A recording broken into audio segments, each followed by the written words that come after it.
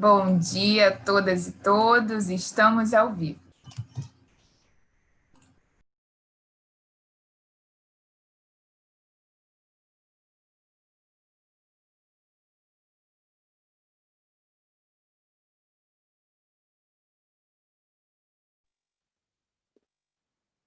Bom dia a todos, sejam bem-vindos.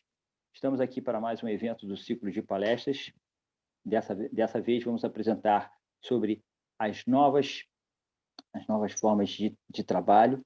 E depois aí a gente pode dizer no futuro, depois da pandemia, essas novas formas que estão surgindo, trabalho em casa e outras coisas mais. Vamos abordar isso com 3 feras aqui, 3 professores de primeira categoria: Isabelle Gravatar, sou Rosildo Bonfim, Leandro Antunes, tá? Pessoas que foram escolhidos a dedos exatamente para esse tema e para essa despedida desse mês de novembro, que a gente já entra na terça-feira, já estamos entrando em dezembro, último mês do ano, e infelizmente mais um mês sem a Justiça ao Trabalho. A gente já teve a notícia aí de que vai continuar do jeito que se encontra, e para ano que vem a gente espera que ele possa vir a ser reaberto. E por isso mesmo a gente continua nessas mesmas condições que estamos hoje. Então, sem mais delongas, e eu gostaria de pedir só desculpas a todos vocês por essa troca de canal, de transmissão. Eu vou falar isso ao final, que agora o mais importante é ouvir sobre os 3, tá? Sobre o assunto, e vamos ter a seguinte ordem: primeiro Isabelle Gravatar, depois Rosildo Bonfim e Leandro Antunes, que vão falar rapidamente sobre o tema, e depois nós vamos abrir os microfones, vai ser uma mesa redonda, debates, e o chat do canal do Juridicando está aberto, vocês podem participar, façam perguntas por lá, que serão transmitidas para eles. Tá certo, pessoal? Então, bom dia para todos. Isabelle Gravatar, a bola é sua. Bom dia a todos. Muito obrigada, Fachada, mais uma vez pelo convite de poder participar aqui com vocês. Bom dia aos meus queridos amigos, Leandro Antunes, professor Rosildo, pessoas que eu tanto admiro, e é sempre um enorme prazer poder falar aqui ao lado de 2 feras, né? Então, ainda bem que eu sou a primeira a falar, né? Porque difícil é a arte de quem aos bons sucede, né? Se eu tivesse que falar depois dos 2, ia ser pior. Então, é bom começar logo falando.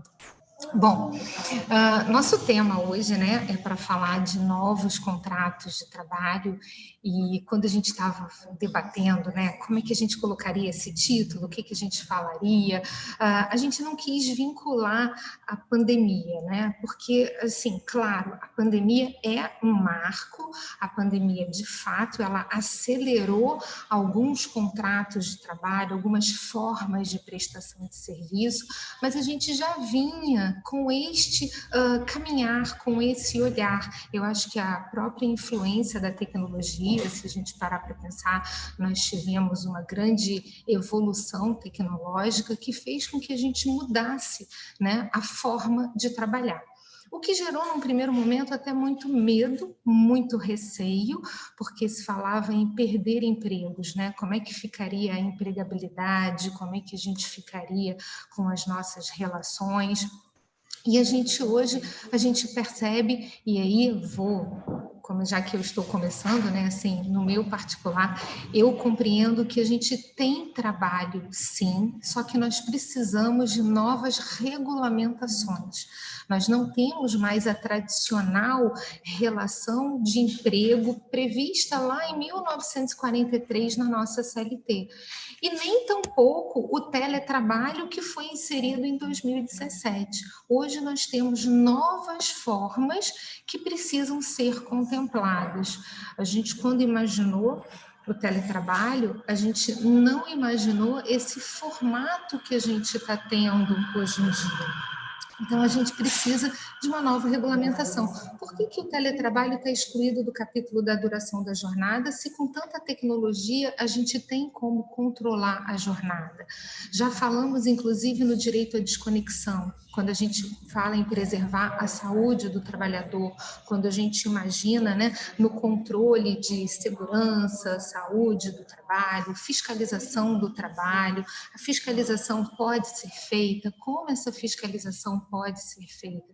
Então, eu vejo que nós temos novos postos de trabalho, nós temos novas formas de conceder a nossa força de trabalho ao outro. Vamos pensar na nossa profissão como advogados, vamos pensar nos robôs. Ah, mas os robôs eles vão substituir os humanos? Não, mas eles vão auxiliar o nosso trabalho. Mas como vai ser feito isso?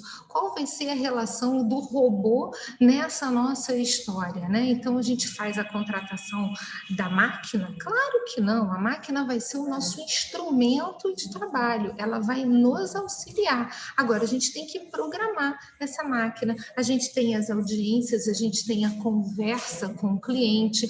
Agora, nós vamos ter a possibilidade de ter uma abrangência, um alcance do nosso trabalho também muito maior, que é o que a gente já tem a percepção hoje em dia, né? Claro, uma audiência virtual, ela é muito ruim, uma instrução, então, nem pensar. Mas a gente tem como atender um cliente? Tem. A gente tem como elaborar uma petição? A gente tem como conversar com ele através do meio eletrônico? Sim. E a gente pode inserir esses dados no nosso robô? A gente pode depois evoluir com isso? A gente pode ter um acompanhamento muito mais preciso? Podemos. Ele pode nos auxiliar.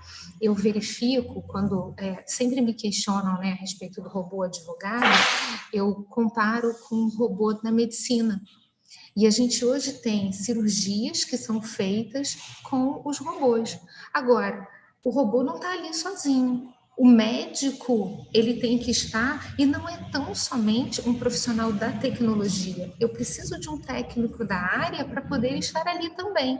Eu conversava há pouco tempo com um cardiologista que me dizia o seguinte: olha, de nada vale o robô para fazer a colocação de um stent se eu não estiver ali, porque se der qualquer problema, se ele tiver uma parada cardíaca, é o médico quem vai ter que estar ali. Então, assim, eu verifico que as pessoas ficaram com muito receio dessa tecnologia tirar o nosso mercado de trabalho. Não, a gente vai ter que se adaptar a este novo formato. Mas como assim se adaptar a este novo formato? Nós vamos ter que estar entrosados com essa tecnologia. Não vai ter como se conceber, olha, mas eu não utilizo o WhatsApp, mas eu não sei. Não, a gente vai ter que estar cada vez mais encaixado nesse mundo, nesse universo tecnológico.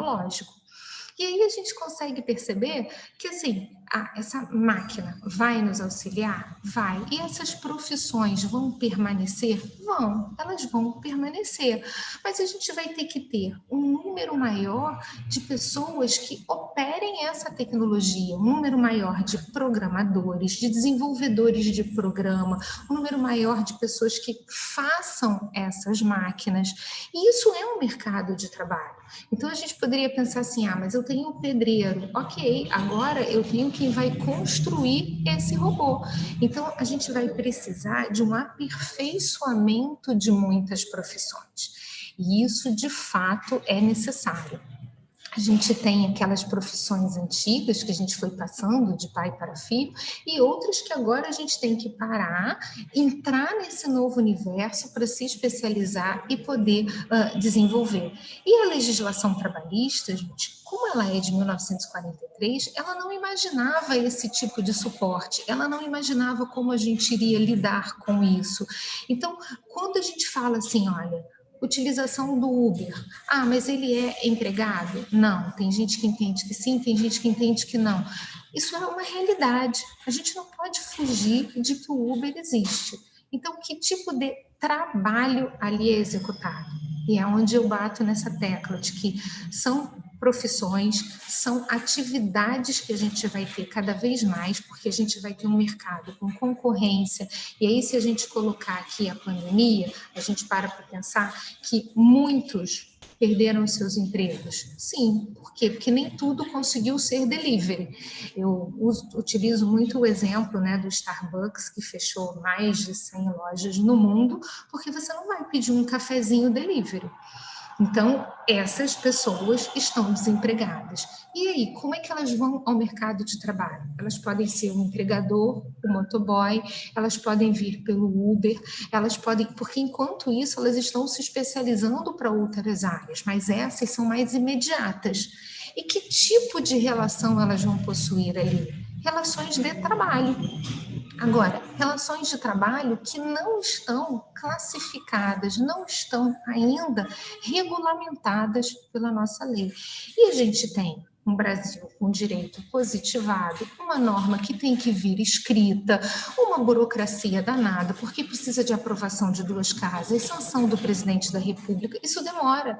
Então, a gente vai contar com os nossos tribunais, né, legislando, porque a gente vai precisar de súmulas, a nossa jurisprudência é que vai estar aí, que nesse primeiro momento ainda está muito dividida, e a gente vai ter esse panorama ainda por algum tempo, mas já não era assim tempo de se sentar e se regulamentar. Então, aquela proposta de vamos reescrever a CLT, será que não é o momento da gente efetivamente fazer um código de direito do trabalho, um código de processo do trabalho? Nunca será possível a gente prever todas as hipóteses, sempre uma ou outra ela vai surgir, depois a gente vai regulamentar. Mas nós já temos muitas coisas que a gente está falando assim, isso é do futuro, é um futuro que agora é a nossa realidade, né? Então, a gente estava discutindo assim, como vai ser todo mundo trabalhar em home office? Agora a gente já vive isso. Como é todo mundo estar trabalhando em home office? Como é esse excesso de motoboys ou a escassez do motoboys que gera uma sobrecarga para alguns? Então, a gente precisa melhorar a nossa legislação nesse aspecto. Agora, são novas relações de trabalho, e aí veio essa história, né? A pandemia, ela tem um marco significativo nisso, mas antes da pandemia nós já discutíamos a uberização, nós já falávamos do Airbnb, nós já falávamos desses formatos todos de utilização de força de trabalho, novas tecnologias. Agora, acelerou? Sem sombra de dúvidas, acelerou. E dizer que todos eles vão se encaixar numa relação tradicional de emprego, não. Até pela própria subordinação. A gente vai passar a entender que essas relações, até pela própria técnica, pela especificidade do trabalho, elas vão ter subordinações muito sublimes, muito brandas, né? Então, caracteriza força de trabalho? Sim, mas não necessariamente a relação de emprego ali. Então, eu verifico esse auxílio que a gente tem da tecnologia nessas forças de trabalho, em especial para a nossa advocacia, o processo eletrônico, né, que a gente tanto brinca na Justiça do Trabalho, que é o nosso pesadelo judicial eletrônico, né? Mas ele é a nossa ferramenta hoje. Então, o que precisa ser feito? A gente precisa melhorar o funcionamento do processo eletrônico. A gente não vai voltar ao papel, de forma alguma. Eu não verifico nenhum retrocesso. A gente não tem que voltar ao papel, mas a gente tem que melhorar este formato. E aqui é a maior prova para a gente também de uma nova forma de trabalho. As nossas aulas, que podem ser aulas assim transmitidas. A gente tem um ranking de profissões do futuro, né? E o próprio MEC, ele avalia de acordo com as nossas instituições de ensino. E nessas profissões do futuro, ele colocou assim, professor com aulas online. Por quê? Porque a gente vem do professor com quadro de giz.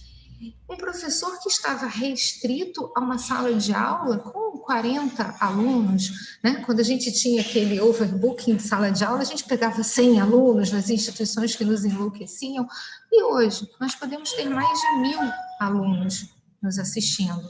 Podemos transmitir uma aula, podemos estar ali numa transmissão de aula. Então, eles colocaram, o professor entrou o médico, entrou o professor, entrou o advogado, como profissões do futuro. Então, ao invés da gente imaginar essas profissões acabariam, não, elas não acabariam. Essas profissões, elas estão aqui, elas estão em alta, elas estão, na verdade, em pós-pandemia, elas estão ganhando fôlego para que elas possam se desenvolver.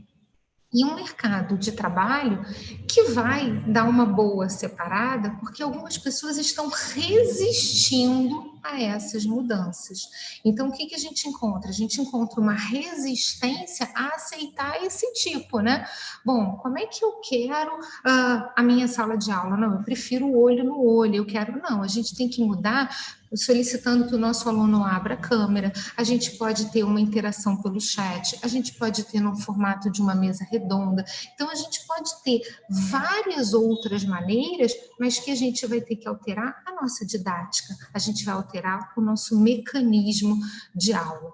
Então, eu colocaria aqui todas essas tradicionais profissões, né, essas relações de emprego surgindo com alterações que vão ter que ser feitas nos contratos de trabalho, porque as prestações de serviços não serão mais no mesmo formato dentro da empresa, não serão mais com a mesma forma de execução, a gente vai ter um auxílio de máquina e aí nós vamos ter que ter outros auxiliares na prestação do nosso serviço. Eu coloco aqui o Uber, eu coloco aqui para a gente esse motoboy, que a gente não pode atrelar ao que a nossa CLT contemplava. Tudo isso tem que ser melhor desenvolvido, tem que ser melhor regulamentado. E aí eu passo a palavra para o Leandro, vai ser o Leandro Fachada quem vem falar? O Rosildo, então o professor Rosildo, para que ele possa complementar, depois o Leandro e a gente volte aqui para a nossa discussão. Acho que é importante cada um dar a sua opinião para depois a gente poder fazer aqui a nossa mesa redonda.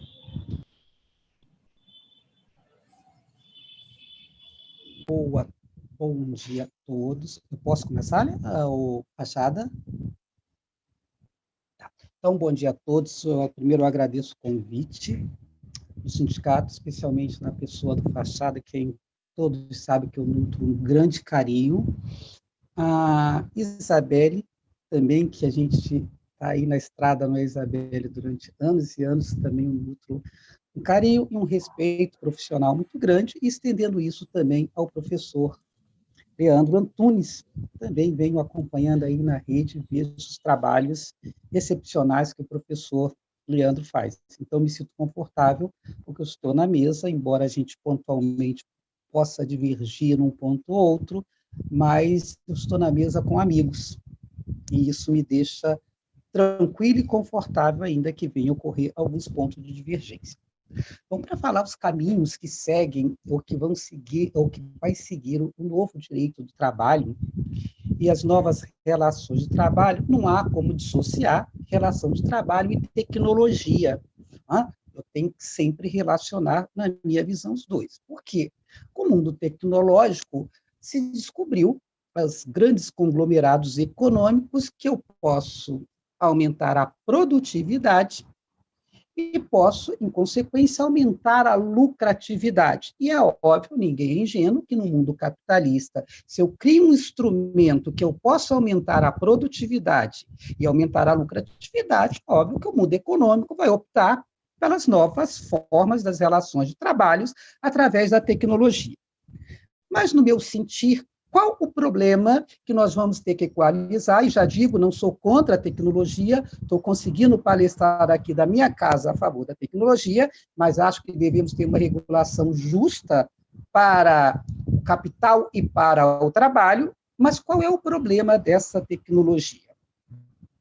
No momento que a gente está acelerando a produtividade e os lucros dessas empresas, de forma inversa, essa tecnologia está consumindo e provavelmente dará extinta as relações de trabalho no modelo de vínculo empregatício.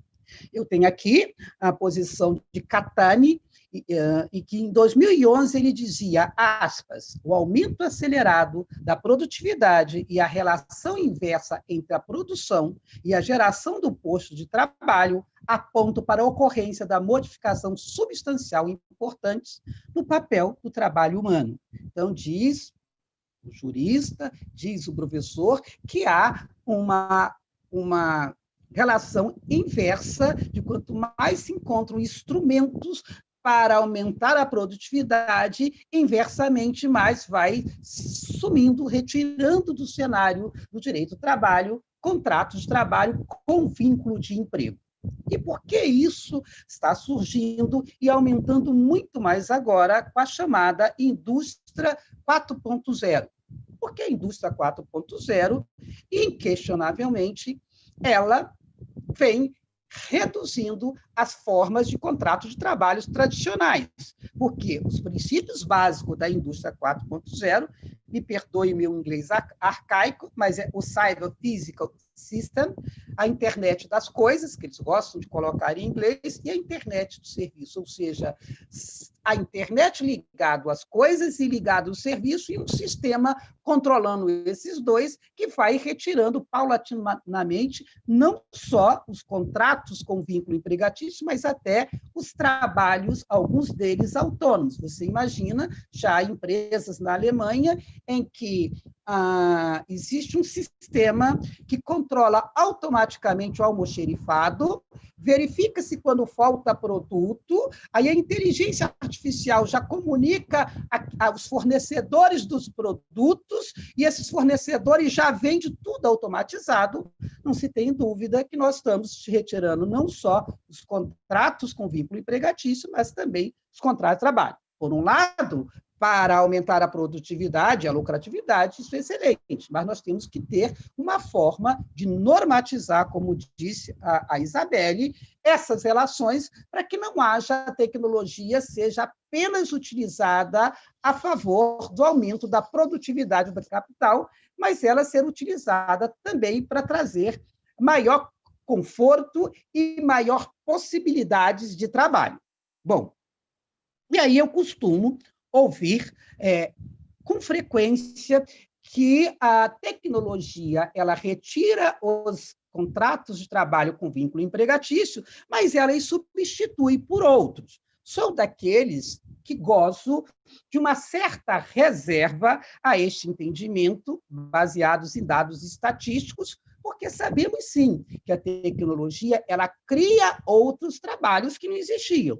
Enquanto Isabelle dava sua brilhante contribuição, eu anotei aqui profissões que jamais a gente pensaria da sua existência antes dessa tecnologia, como tal, e profissões que dão muito rendimento, youtuber, as pessoas, blogueiros, influenciadores digitais, analistas de dados e informações, porque se consegue ter o Big Data, consegue ter uma quantidade de informações centralizadas nos computadores da empresa, logo isso não existia. Mas é correto também dizer que essas profissões novas não estão na mesma proporção dos empregos e das profissões que estão sumindo. Eu tenho aqui, para passar para vocês, o Fórum Econômico Mundial, que foi realizado em 2015, e que dava uma projeção para 2020, como nós estaríamos em razão deste processo acelerado da tecnologia. Neste fórum, só para nós termos ciência, foi utilizado, entre outros, entrevista, análise em 371 empresas do mundo, não são empresas exclusivamente do Brasil, em 9 setores industriais, espalhado em 15 países. Então, 15 países houveram essas entrevistas para saber qual a relação da tecnologia com o desemprego.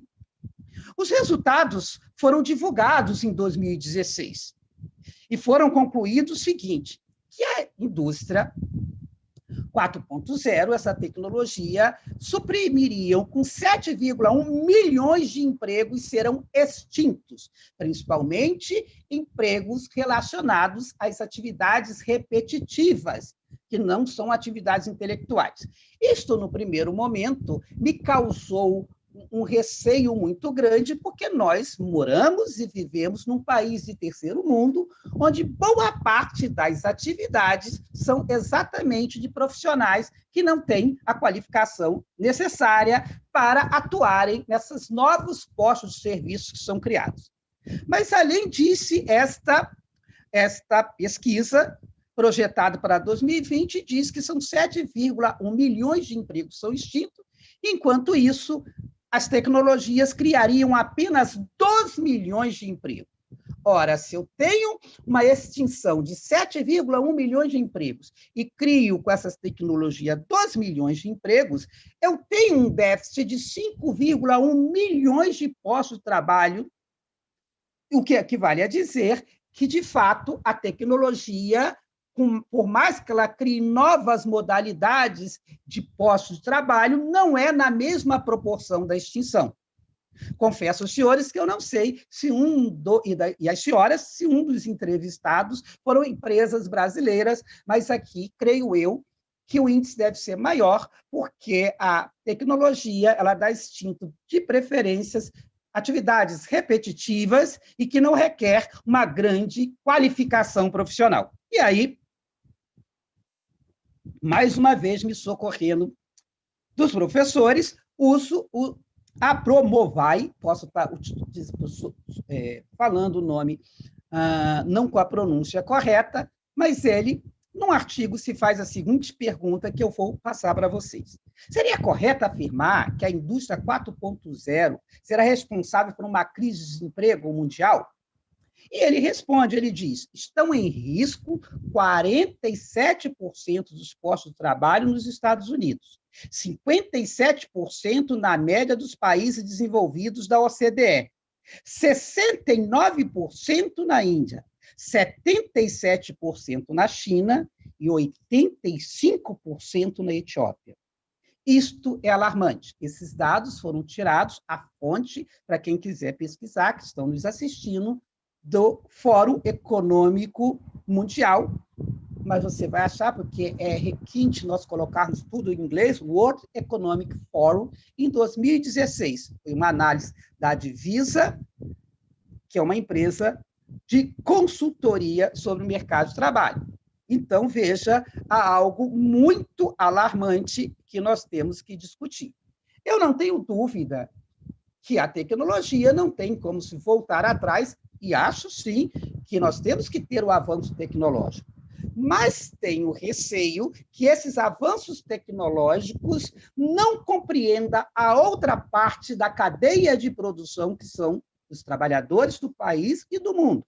Eu ouvi recentemente, num grande debate que nós tivemos, um jurista famoso dizendo, mas, professor, e se dirigindo a mim, não há emprego sem as empresas. E eu dei a resposta a ele de volta e falei, e não há empresas sem trabalhadores. Bom, qual é a consequência para tocar agora no ponto específico do tema do nosso discussão de hoje? Que consequências essas tecnologias trarão para o mundo do trabalho? Ora, no momento que, como foi dito, com pesquisas, que está se reduzindo a quantidade de postos de trabalho na modalidade de emprego, nós estamos caminhando para a extinção do contrato de trabalho na modalidade de emprego para termos outros contratos de trabalho, porque nós não teremos mais empregados no molde da CLT, ou pelo menos caminhamos para este momento.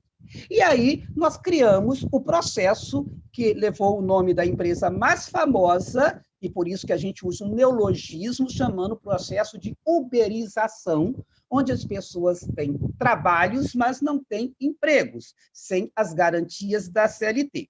Prefiro não usar este nome de uberização, que é fazer propaganda para uma empresa que, na minha visão, não contribui muito para os direitos sociais. Eu chamo esse novo modelo, chamo de plataformização, onde os trabalhadores são contratados através de uma intermediação, que é as plataformas, daí eu chamo do fenômeno da plataformização. E por que que estas plataformizações elas ocorrem em grande número no Brasil e no mundo? Porque todo o sistema preparou para que isto acontecesse. As plataformizações só dão certos quando há multidões de pessoas que estão desempregadas e precisam agora de trabalhos às vezes rápidos, vários bicos para ter uma renda. Então, todo o sistema foi preparado para que nós chegássemos no momento que hoje estamos, no sistema de plataformização, onde essas plataformas é intermediária entre o tomador de serviço e o prestador. Nós sabemos, por nossa experiência lá na terceirização, que sempre que entra um intermediário, cai o valor da remuneração dos trabalhadores, sejam eles empregados ou sejam eles autônomos. Toda vez que entra uma figura para intermediar, porque ela tem que ter seu lucro, cai a renda desses trabalhadores. Então, há uma diminuição da remuneração através desses sistemas de plataformização. Então, respondendo em objetivo o tema, nós caminhamos para todo o sistema de plataformização com consequências, como disse a nossa colega Marcela, se não for normatizado, terríveis, assustadoras. Essas pessoas, por exemplo, que estão plataformizadas, como recebem salários diminutos, elas não recolhem INSS. Como se dará essas pessoas no momento do seu envelhecimento? Nós teremos que sustentar essas pessoas através do BPC. Quem paga isto é toda a sociedade. Então, nós temos que encontrar, que já que é um caminho sem volta, e realmente a tecnologia tem que progredir, quantos avanços, eu dou o meu exemplo pessoal da minha família. Eu fiz há 2 anos uma cirurgia para retirar a vesícula, tive problema na vesícula. Se você olhar o meu abdômen, é um pontinho só que foi usada a tecnologia. Fiz em hospital particular. O meu cunhado fez a mesma cirurgia em hospital público sem tecnologia. Ele tem uma cicatriz imensa no abdômen. Horrível a cicatriz. Que ele não esteja nos ouvindo. Meu benefício foi a favor da tecnologia. Então, não podemos ser contra a tecnologia, mas não se pode ser de uma tecnologia sem nenhuma normatividade que passe por cima dos direitos fundamentais. E, para terminar, que eu estou já no finalzinho, vou tentar ser o mais disciplinado possível, se questiona hoje no mundo jurídico se essas plataformas que atuam com a inteligência artificial, chamadas de algoritmos, se há possibilidade de termos uma subordinação desses trabalhadores plataformizados, tal qual estudávamos ainda com algumas diferenças no direito do trabalho tradicional com vínculo de emprego. Há posições doutrinárias, e eu não vou, nesse primeiro momento, adiantar o meu pensamento, vou apenas colocar as 2 posições. Há posições doutrinárias que dizem que é possível, sim, a subordinação dos demais requisitos do processo que caracteriza o vínculo de emprego, até porque, em 2004, foi introduzido um parágrafo único no Código, na CLT, onde diz que esses meios informatizados são possíveis para que se possa ocorrer a subordinação nos mesmos moldes dos trabalhadores tradicionais. Qual é o problema e daí a necessidade de uma normatização que nós enfrentamos? Quem conhece, de todos que estão nos assistindo nesse momento, a caixa preta dos algoritmos? Quem conhece a caixa preta, por exemplo, da Uber, para saber se ela subordina ou não os seus, aspas, motoristas parceiros? Ninguém conhece. Então, não tenho condições de saber se há uma subordinação. Não obstante, o artigo 20, parágrafo 1º da lei da LGPD, diz que eu tenho direito de saber, nessas decisões automatizadas, quais foram os critérios adotados pelas empresas. Nós não temos acesso, na minha visão, esta conduta fere a Constituição Federal, que fere o princípio do amplo direito de defesa. Esses trabalhadores sequer têm condições, quando são plataformizados, de defender teses que são empregados subordinados ou até ter acesso e perceber que não são. Então, esta é a polêmica. E aí vai uma crítica, e não vou me fazer de rogado, vai uma crítica extremamente veemente, para dizer a vocês que estão nos assistindo que há no Congresso Nacional, exatamente nesse momento, 40 processos, ser advogado, toda hora a gente fala processo, 40 PLs para normatizar os trabalhos sob demanda. Eu me debrucei de todos, porque sou um dos pareceristas, junto com Bianca Carelli Bonfim, já tirar a dúvida de vocês, não é minha parenta, embora tenha o mesmo sobrenome que o meu, com a grafia equivocada, mas pessoa que eu nutro grande respeito, e também o André Zipper, com a Cláudia, dos professores do Rio Grande do Sul, também emitiram pareceres contrários à minha posição para que haja um debate. E nesses projetos, todos eles dizem que esses trabalhadores são autônomos, criando alguns direitos para esses trabalhadores. Acho que é estranho esses projetos, que eu não posso dizer se esses trabalhadores são autônomos, na medida que eu não tenho acesso a esse novo meio ambiente de trabalho que foi construído com a tecnologia PAS. Hoje eu tenho um meio ambiente de trabalho físico, para dar o exemplo que está acontecendo aqui neste momento, que é o meu escritório na minha casa, ao qual eu estou participando deste evento, mas para que vocês me vejam e a gente nos comunique, eu tenho um novo ambiente de trabalho, meio ambiente de trabalho virtual. Então, tem 2 meios. Se eu não tenho uma investigação sobre esse meio ambiente virtual, e eu não tenho, porque eu não tenho acesso à caixa preta, eu não tenho como afirmar literalmente que esses trabalhadores são autônomos. E daí minha reserva a essas PLs nesse aspecto. Me reservo continuar dando meus entendimentos e minhas posições no decorrer da mesa redonda e tenho que ser disciplinado para passar a palavra para o meu ilustre colega Leandro Antunes, que vai dar a sua visão e a sua colaboração sobre o tema. Bom, primeiro eu quero agradecer, agradecer ao Fachada, agradecer também a Camila, que gentilmente ali no início nos instruiu, mas o convite, toda vez que é feito, eu aceito de imediato. Às vezes, lógico, o horário pode complicar um pouquinho, eu posso ter um outro compromisso, mas eu sempre tento me organizar para estar aqui.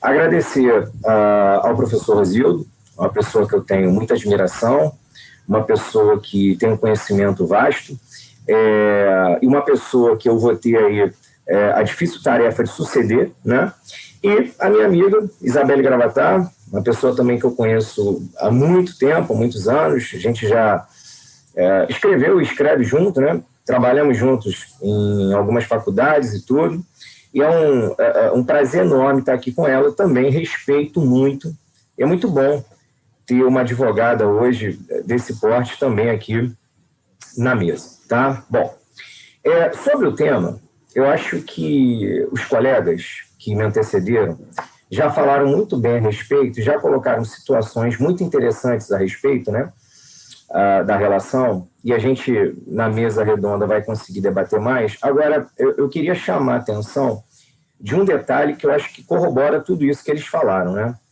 Se a gente pensar na própria história do direito do trabalho, e aí se eu pensar mais precisamente na Revolução Industrial, em si, sem pensar em fase específica, a Revolução Industrial ela veio com uma ideia de transformar trabalho em emprego. A gente sabe que antigamente o trabalho era incessante, o trabalho era sem limite, a jornada, inclusive, eram jornadas que nós tínhamos de 13, 14, 15 horas. Antigamente, por exemplo, as mulheres não tinham com quem deixar seus filhos e levavam, inclusive, para as fábricas, as crianças trabalhavam e tudo mais. Vide a grande greve de 1917 em São Paulo. E o que eu quero dizer com isso? Que parece que a gente realmente está indo na contramão. A Revolução Industrial ela chegou, como eu já disse, para transformar trabalho em emprego. E hoje, o que eu estou assistindo, e eu acho que os meus colegas também acabaram colocando isso aqui, é justamente a gente tendo o emprego cada vez mais sendo pulverizado e as relações de trabalho, no contexto geral, elas aumentando, né? Ou seja, eu tenho trabalho, eu tenho prestação de serviço, eu tenho formas de dar o meu suor para alguém, só que essas formas de dar o meu suor para alguém, a cada vez mais, digamos, elas estão sendo menos recompensadas, né? E aí, vide, logicamente, o trabalho por aplicativo. Agora, é interessante a gente fazer um paralelo aqui, que é o seguinte, o tema desse bate-papo de hoje ele é muito interessante, porque ele fala em relações de trabalho, né?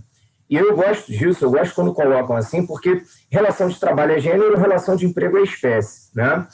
Então, o que acontece? Se a gente parar para pensar, a reforma trabalhista, ela também alterou, como a Isabelle colocou lá no início, como o Rosildo também colocou agora, a própria relação de emprego, né? Vide o trabalho intermitente, que é, se a gente parar para pensar, uma novíssima forma de relação de emprego, uma forma de relação de emprego muito contestada, por sinal. Eu, por exemplo, até hoje eu não consigo entender muito bem certas contratações por trabalho intermitente, e a própria questão do teletrabalho, né?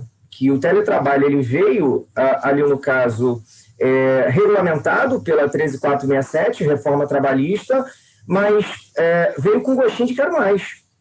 Porque se a gente for efetivamente realizar a leitura do que está regulamentado acerca do teletrabalho, a gente chega lá no 75, letra E, com aquela ideia, onde tem mais? Faltou isso aqui. Cadê? Ninguém falou a respeito desse assunto e a gente está vivendo isso agora. Eu venho encontrando muitas pessoas que vêm passando situações no dia a dia prático, situações complicadas, porque a gente não tem uma regulamentação. Aquela parte do 75D, que fala para a gente, por exemplo, que o empregador e o empregado vão poder dispor em contrato sobre a forma de manutenção, custeio, por exemplo, computador, internet, luz, o que seja, aquilo ali é uma forma que a gente não consegue entender, porque dá a ideia de que o empregador vai, logicamente, cobrir se ele quiser. E foi o que aconteceu agora.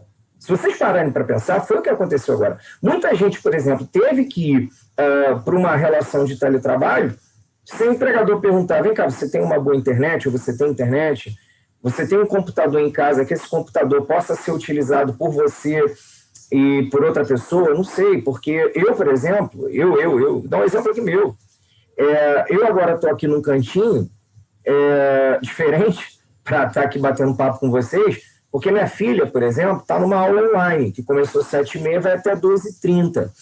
E eu não consigo passar perto dela. Porque se eu passar perto dela, ela fecha a câmera, ela fala que ela vai pagar mico, ela fala que eu não posso aparecer, falar então nem pensar. E aí eu tive que vir para mais distante, porque além disso, ela fala alto, as crianças falam alto, a tia fala, e aí fica aquela situação do tipo, o papai se afasta, o papai vai para o seu lugar. E isso deixa claro os desafios do dia a dia do teletrabalho. Agora vejam, eu não estou reclamando, pelo contrário, estou dizendo que hoje posso dizer aqui, graças a Deus eu tenho mais de um computador dentro de casa, tenho uma internet que pode satisfazer essa situação. Agora, vamos pensar nos outros tipos de trabalhadores que às vezes não têm isso, né? Então eu achei que a reforma trabalhista ela foi, digamos, incompleta, tá? Ela podia ter regulado melhor. Agora, em relação às novas relações de trabalho, Fachada e meus amigos, a todos vocês que estão aí, eu trouxe até duas situações aqui que estão cada vez mais crescendo. Uma, muito. A outra, muita gente talvez não tenha ouvido falar, tá? Um é o gestor de mídias digitais, né, que é uma nova relação de trabalho que surgiu. Eu acho que ela vai se consolidar, eu acho que ela vai expandir cada vez mais. São pessoas que, como o próprio nome já diz, cuidam de redes sociais de outras pessoas, né? Instagram, Facebook, Twitter. Acho até muito interessante, acho até muito bacana. Agora, vejam, são pessoas que geralmente cuidam de redes sociais de várias pessoas e aí ganham um valor mensal, e aí vou aproveitar o que o Rosildo falou, aí ela vai cobrar X de cada pessoa. Legal, você bota isso tudo no bolo, no final do mês, tá ok. Só que eu vou ganhar 5X, e fatalmente eu vou ganhar eu vou gastar, né, 4x, alguma coisa. Fatalmente essa pessoa não vai ter uma educação financeira, uma educação previdenciária para fazer uma reserva e, logicamente, para fazer ali um acompanhamento previdenciário, para se inscrever na Previdência, para realizar um pagamento, ter algum tipo de cobertura, alguma coisa desse tipo. E isso eu estou falando, de repente, de uma pessoa que eu posso dizer que é qualificada, que é técnica, que fez um curso e que tem digamos, conhecimento elevado. Agora, se a gente for, digamos, refletir isso no campo, hoje, das plataformas, aí fica mais difícil ainda. Porque você vai pensar em pessoas que, fatalmente, nem sempre, também não estou generalizando, mas pessoas que têm um valor de remuneração, às vezes, que não é tão alto assim. E aí você pensa em toda essa questão da educação, tudo que envolve esse tipo de trabalho, tá? E uma outra aqui que eu encontrei, uma profissão muito bacana, eu já tinha discutido isso, eu lembro uma vez no curso e tudo mais, que é embalsamador, né? O nome é embalsamador, não sei se Fachada, os colegas já ouviram falar isso, de dados digitais, né? O que acontece? Por exemplo, uma pessoa faleceu, e essa pessoa, quando faleceu, ela tinha lá um Instagram, um Facebook, alguma coisa desse tipo, né? E lógico, ela tinha acesso com login, senha e tudo mais, né? O que acontece? A família procura esse tipo de profissional, para esse tipo de profissional conseguir, por exemplo, digamos, captar, recuperar as informações, fotos daquela pessoa nas redes sociais, tá? O pessoal até costuma dizer assim, pô, mas é um hacker, né? Sim, mas é um hacker específico. Ele vai trabalhar com aquela situação específica. Eu estava lendo um artigo de Massachusetts, do Centro de Tecnologia, que falava muito disso, como isso vem aparecendo, como isso vem crescendo. No Brasil, muita gente ainda não ouviu falar, mas é também uma profissão que a gente vai enxergar no futuro, vai ser explorada. Aí eu te pergunto, aquilo até que o Rosildo colocou, o Rosildo, inclusive, trouxe dados, né? O número hoje de pessoas no trabalho informal, ou no trabalho, digamos, eu não gosto nem de chamar informal, eu gosto de chamar sem ser vínculo empregatício, né? Os não vínculo empregatícios, cada vez mais vem crescendo. E eu acho que a gente vai ter cada vez mais, digamos, essa expoência. E por uma razão simples. O número de entregas está aumentando, pessoas estão encontrando muita comodidade nesse tipo de serviço. E uma outra questão, que aí é o que preocupa mais.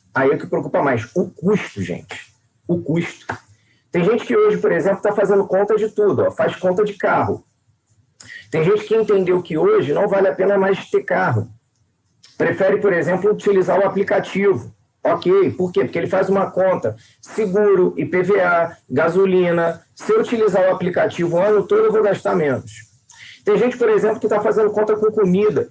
Faz conta com comida e enxerga que, às vezes, você fazendo compras e fazendo a sua comida, você gasta igual ou um pouquinho mais, ou quem sabe até menos, não sei, do que se você, por exemplo, pedir a comida pelos aplicativos.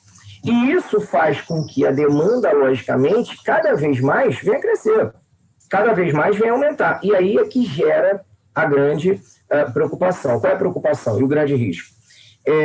Quando você tem, por exemplo, uma automação acentuada, né, você tem, logicamente, pessoas que deixam de ser contratadas né, com automação para que máquinas possam executar os serviços, né? Agora, esse tipo de prestação de serviços é o tipo de prestação de serviço que, por enquanto, não dá para ser feita por uma máquina.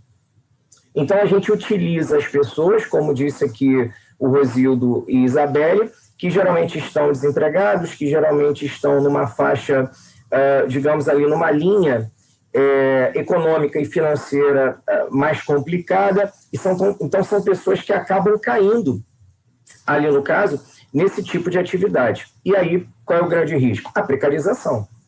A precarização dos serviços, dos direitos e, principalmente, lógico, da saúde do trabalhador. né? Porque isso está intimamente ligado.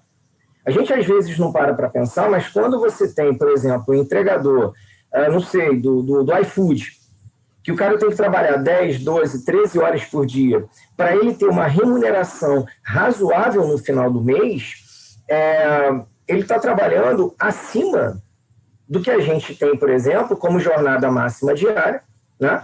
Acrescida, inclusive, na maioria das vezes, das 2 horas. Porque se você pegasse 8 mais 2, dariam 10. Tem os caras aí que trabalham 12, 13 horas por dia nesse tipo de serviço. Então, o que a gente acaba enxergando nisso? Saúde está indo embora. Não tem jeito, né? Tem um deadline. A questão previdenciária é uma questão que a gente tem que se preocupar, porque, geralmente, esses tipos de trabalhadores não estão contribuindo hoje em dia com a Previdência. E isso, lá no futuro, isso lá na frente, vai ter um reflexo, vai ter uma consequência. E quem fatalmente vai suportar essa consequência? Quem fatalmente vai olhar para isso? É o Estado. E quem está pagando isso agora? O que vai acontecer? Será que a gente não consegue parar para pensar que se esses caras lá no futuro não tiverem de onde tirar, não tiverem contribuído, a vida deles, logicamente, a vida de muitos, pode estar fadada ali à miséria, a doenças, a tentativas de suicídios, que isso é muito sério também. Eu sempre falo isso com o pessoal, eu estive no Chile, eu fui ao Chile há pouco tempo, antes da pandemia, logicamente, e lá no Chile, por exemplo, a gente tem uma taxa de mortalidade muito alta, né? E de suicídio, na verdade, muito alta. E quando você vai perguntar, questionar as pessoas por que essa taxa de suicídio muito alta, a maioria diz que está atrelada à ideia do quanto que os caras recebem por mês, depois que pararam de trabalhar. Tanto é que muitas pontes lá do Chile são, hoje, os caras construíram grades, cercas, para o pessoal não se jogar. E lembrando, lógico, não vou entrar isso aqui, porque senão a gente ficaria até muito tarde falando, mas o Chile foi um dos primeiros países aqui do nosso setor a adotar essa política mais neoliberal, né? E hoje as consequências estão vindo a cavalo. E só que eu não penso nem no futuro não, viu, gente? Eu penso no presente, tá? Eu penso no presente porque eu penso o seguinte, você imagina um trabalhador desse de aplicativo que ganha 2x, 3x por mês e que, de repente, ele sofre um acidente com a bicicleta ou com a moto e que tem que ficar parado 5, 6 meses, uma cirurgia, sei lá, alguma coisa desse tipo. Como é que essa pessoa vai viver durante esse período? Então, eu acho que está na hora da gente começar a pensar nisso. Eu acho que essas questões aí de novas relações de trabalho, lógico, sempre vão surgir, principalmente ligadas à tecnologia, né? Principalmente, agora, a gente nunca pode desgarrar dos direitos sociais e da proteção do trabalhador, né? Que seja o trabalhador protegido de alguma forma, que o lucro, que logicamente ele é conquistado e ele é objetivado pelas empresas e tudo mais, que ele exista, mas que ele exista principalmente atendendo à função social das empresas, e não só o desgaste excessivo cada vez mais dos trabalhadores em prol, ali no caso das grandes empresas, ou médias ou pequenas, tanto faz. Eu também não gosto de generalizar, ficar atacando só a grande empresa, porque eu acho que média e pequena também pode estar errando nesse sistema, tá? Agora, a verdade é uma só. A gente tem inúmeras formas de relações de trabalho daqui para frente. E aí, repito, o que mais me preocupa é isso. Eu vejo inúmeras formas de relações de trabalho sem ser vínculo empregatício, as relações de vínculo empregatício diminuindo ou piorando. Como, respeito a opinião de todos aqui, quem pensa em contrário, mas como é o caso do trabalho intermitente que eu falei agora há pouco, eu não consigo me conformar em algumas situações com trabalho intermitente. Eu mesmo conheço uma pessoa que ela era empregada de uma empresa, ela tinha vínculo empregatício, demitiram e mandaram a pessoa, por exemplo, constituir uma empresa. Sem empresa ninguém mais trabalha. E a pessoa se viu desesperada tendo que constituir uma empresa. A outra foi contratada por uma atividade intermitente em que ela trabalha 12 horas e 36 não. a famosa jornada 12 por 36. E aí ela já está lá há uns 3 anos prestando serviços nesse modelo. E aí foi perguntar lá no RH, poxa, mas por que eu sou intermitente? Ah, simples, porque você fica em atividade 12 horas, em inatividade 36 horas. E aí a gente começa a se perguntar, a se questionar, será que tudo aquilo que foi buscado, será que toda a luta que nós tivemos para a própria construção dos direitos trabalhistas valeram a pena? Claro que valeram. Agora, eu não posso ter a contramão. O que a gente está enxergando agora é justamente um sentido contrário, gente, das coisas. Vejam, eu falei em revolução industrial. Hoje, a gente está no sentido contramão. E mais, digo mais, também não vou estender muito aqui para a gente fazer nossa mesa redonda, né? A reforma trabalhista 13.467 foi um dos marcos para uma tentativa, não vão conseguir, porque a gente vai lutar, mas uma tentativa do desmanche de alguns direitos trabalhistas. E eu, logicamente, não tenho dúvidas de que muitas tentativas ainda virão, mas a gente tem que ser forte, a gente tem que lutar, a gente tem que brigar, a gente tem que se conscientizar e, acima de tudo, a gente tem que se dar a mão para que a gente possa resistir a tudo isso aí que os caras vêm tentando. E, só para a gente estar finalizando, né, que eu acho que eu já até passei meu tempo, eu li o livro do professor Ricardo Antunes, né, em que ele questiona, né, será o fim do trabalho, ou será o fim do mundo do trabalho e tudo mais, e tal. E aí eu insisto, não vai ser o fim do trabalho. O trabalho ele vai continuar existindo. O trabalho ele tem que existir, inclusive é ele que movimenta fatalmente a economia. Agora, o que nos preocupa, que é o tema hoje justamente dessa palestra, é como as relações de emprego estão sendo pulverizadas e surgindo essas novas questões, como eu falei agora há pouco, o tal do embalsamador, com todo respeito a todo embalsamador, mas eu não conhecia, de dados digitais, tá? Bom, com isso, ô Fachada, eu acho que eu vou encerrar aqui minha fala, né? Ainda que a palavra do momento, só para acabar de vez, é empreendedorismo, tá? A palavra enganação do momento é empreendedorismo. A enganação do momento é sejam seus empreendedores, façam vocês próprios, não tem horário, não trabalhem para ninguém, ganhem o seu dinheiro. E aí a gente está vendo exatamente o que está acontecendo. É tudo história, gente, empreendedorismo nenhum. O cara que pega a bicicletinha dele e que fica fazendo entrega lá 10, 11, 12 horas por dia, ele não está empreendendo, tá? Ele está sobrevivendo. A verdade é essa, tá? Então, fico por aqui. Agora a gente pode começar aí a nossa mesa redonda, mais uma vez agradecendo a presença de todos, Rosildo, Isabelle, Fachada e o ciclo de palestras.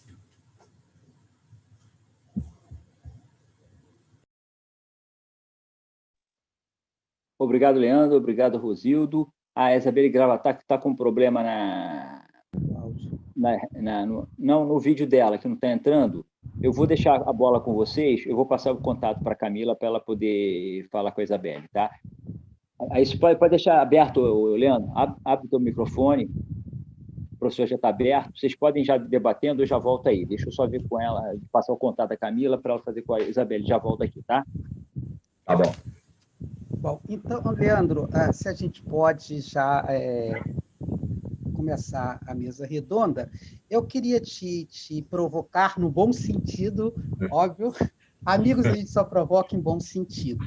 Eu gostei muito da tua fala do trabalho intermitente, porque o trabalho intermitente, para mim, eu sempre, brincando em sala de aula, que eu falo que o trabalho intermitente é um desafio à língua portuguesa, porque pode ser um emprego sem renda, basta eu não te chamar. Então, isso é um desafio à língua portuguesa, porque sempre que eu me conheço como gente, se eu estou empregada, automaticamente, mensalmente ou quinzenalmente, vem alguma renda.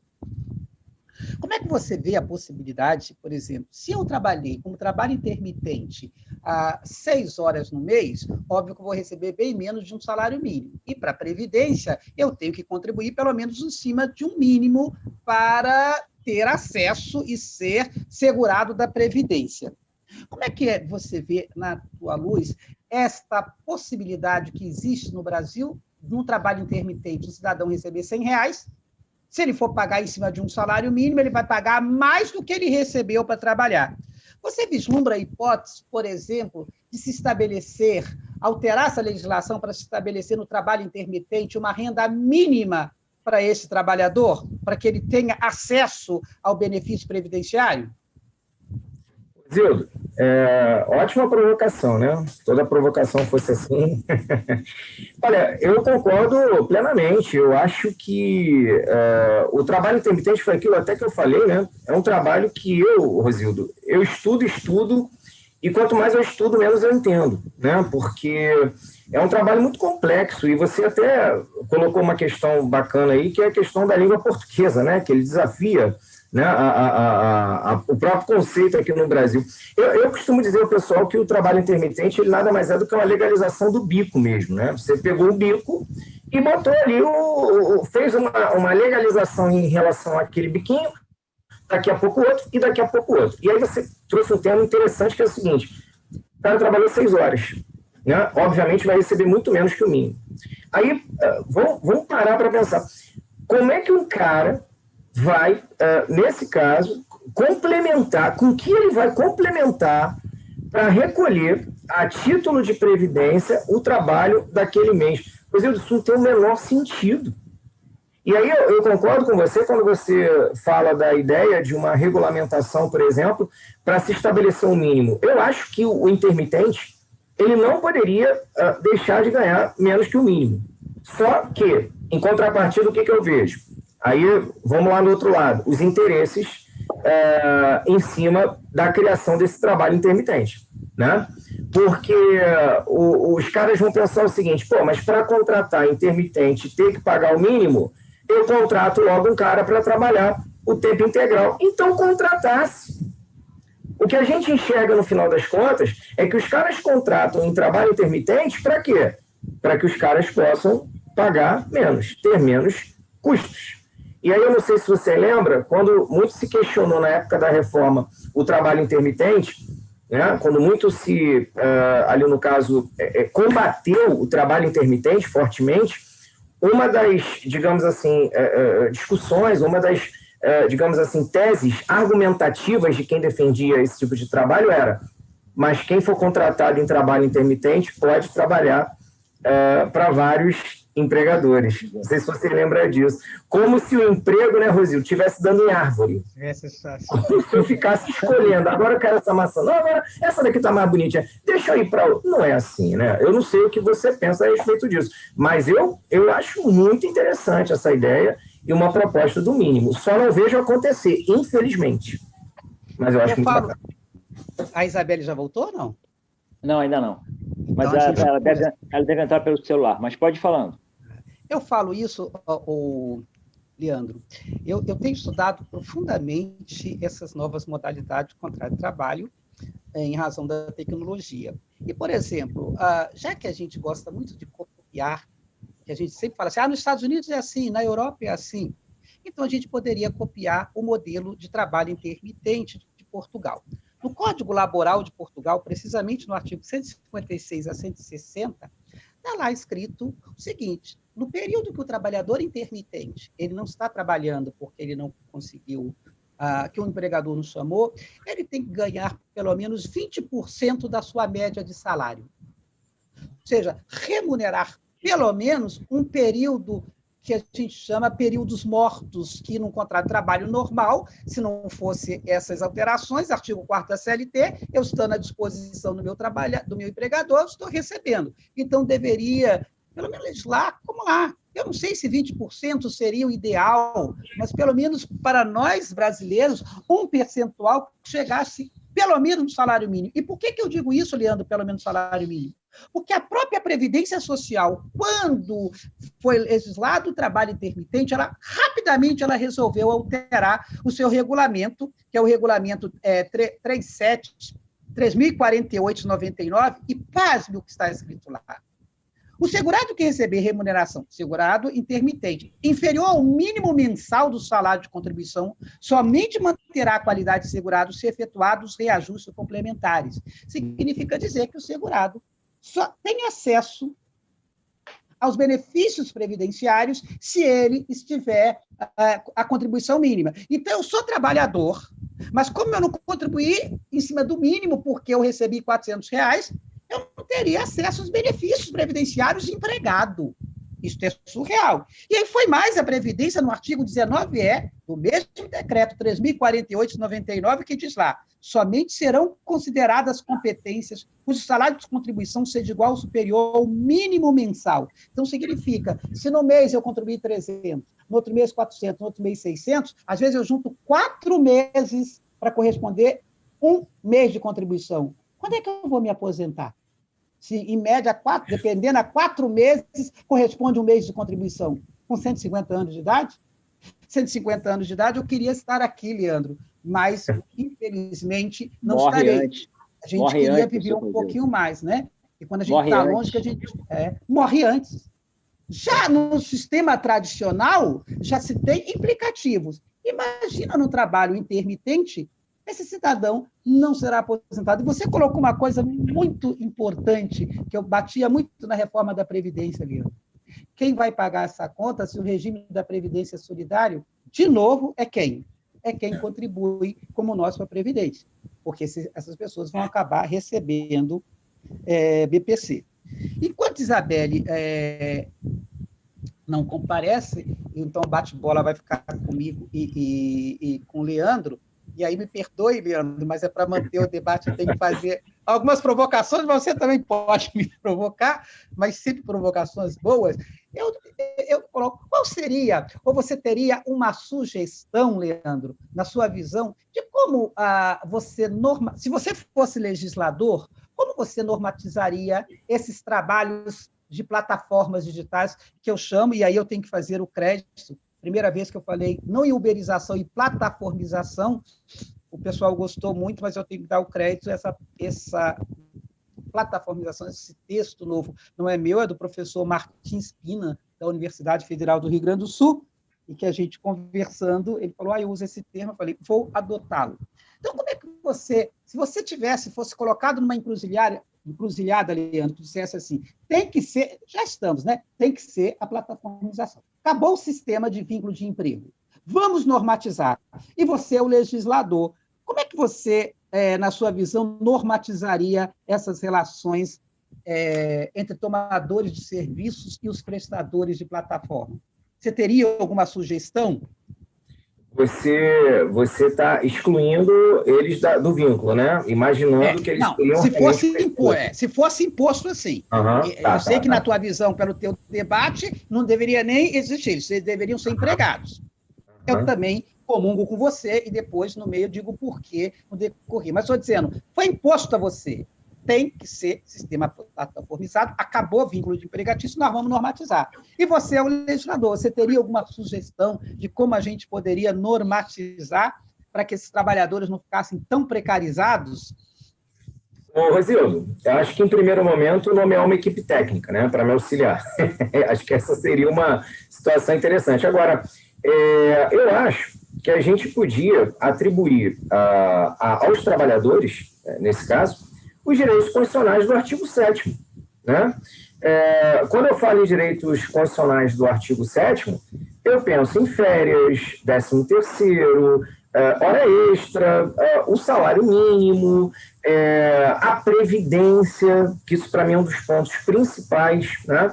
Eu acho, por exemplo, que nesse modelo de trabalho, se não existisse o vínculo empregatício, no mínimo, quando os aplicativos fossem realizar o pagamento, ou quando as plataformas fossem realizar o pagamento, pelo menos que fosse acrescido um percentual, e ainda que descontado alguma coisa, não sei, pelo menos para a contribuição do FGTS, e quem sabe uma reserva. Quem sabe uma reserva até muito parecida com o FGTS, sabe? Alguma coisa do tipo, o cara ganhou 3 mil nesse mês, eu vou pagar a previdência dele, e eu vou, por exemplo, depositar, não sei, não precisa nem ser 8% ou 5%, um fundo ali, guardando para ele. Porque a gente tem que imaginar que esses caras, hoje, eles podem estar dirigindo, hoje eles podem estar subindo ladeiras com as bicicletas pela idade. Mas daqui a pouquinho, por uma questão cronológica, até por uma questão de saúde física, isso não possa mais acontecer. E aí? O que vai acontecer? Eu ia até sugerir mais, como eu ia ser um cara mais benevolente, eu ia pensar muito em um aperfeiçoamento técnico paralelo, né? Por exemplo, o motorista do Uber, ele teria a possibilidade de um curso X, de técnico de alguma coisa. Por quê? Porque amanhã ou depois ele poderia, de repente, deixar de ser motorista, ser enquadrado como técnico. Agora, lógico, isso aqui no campo do subjetivismo, como você me perguntou.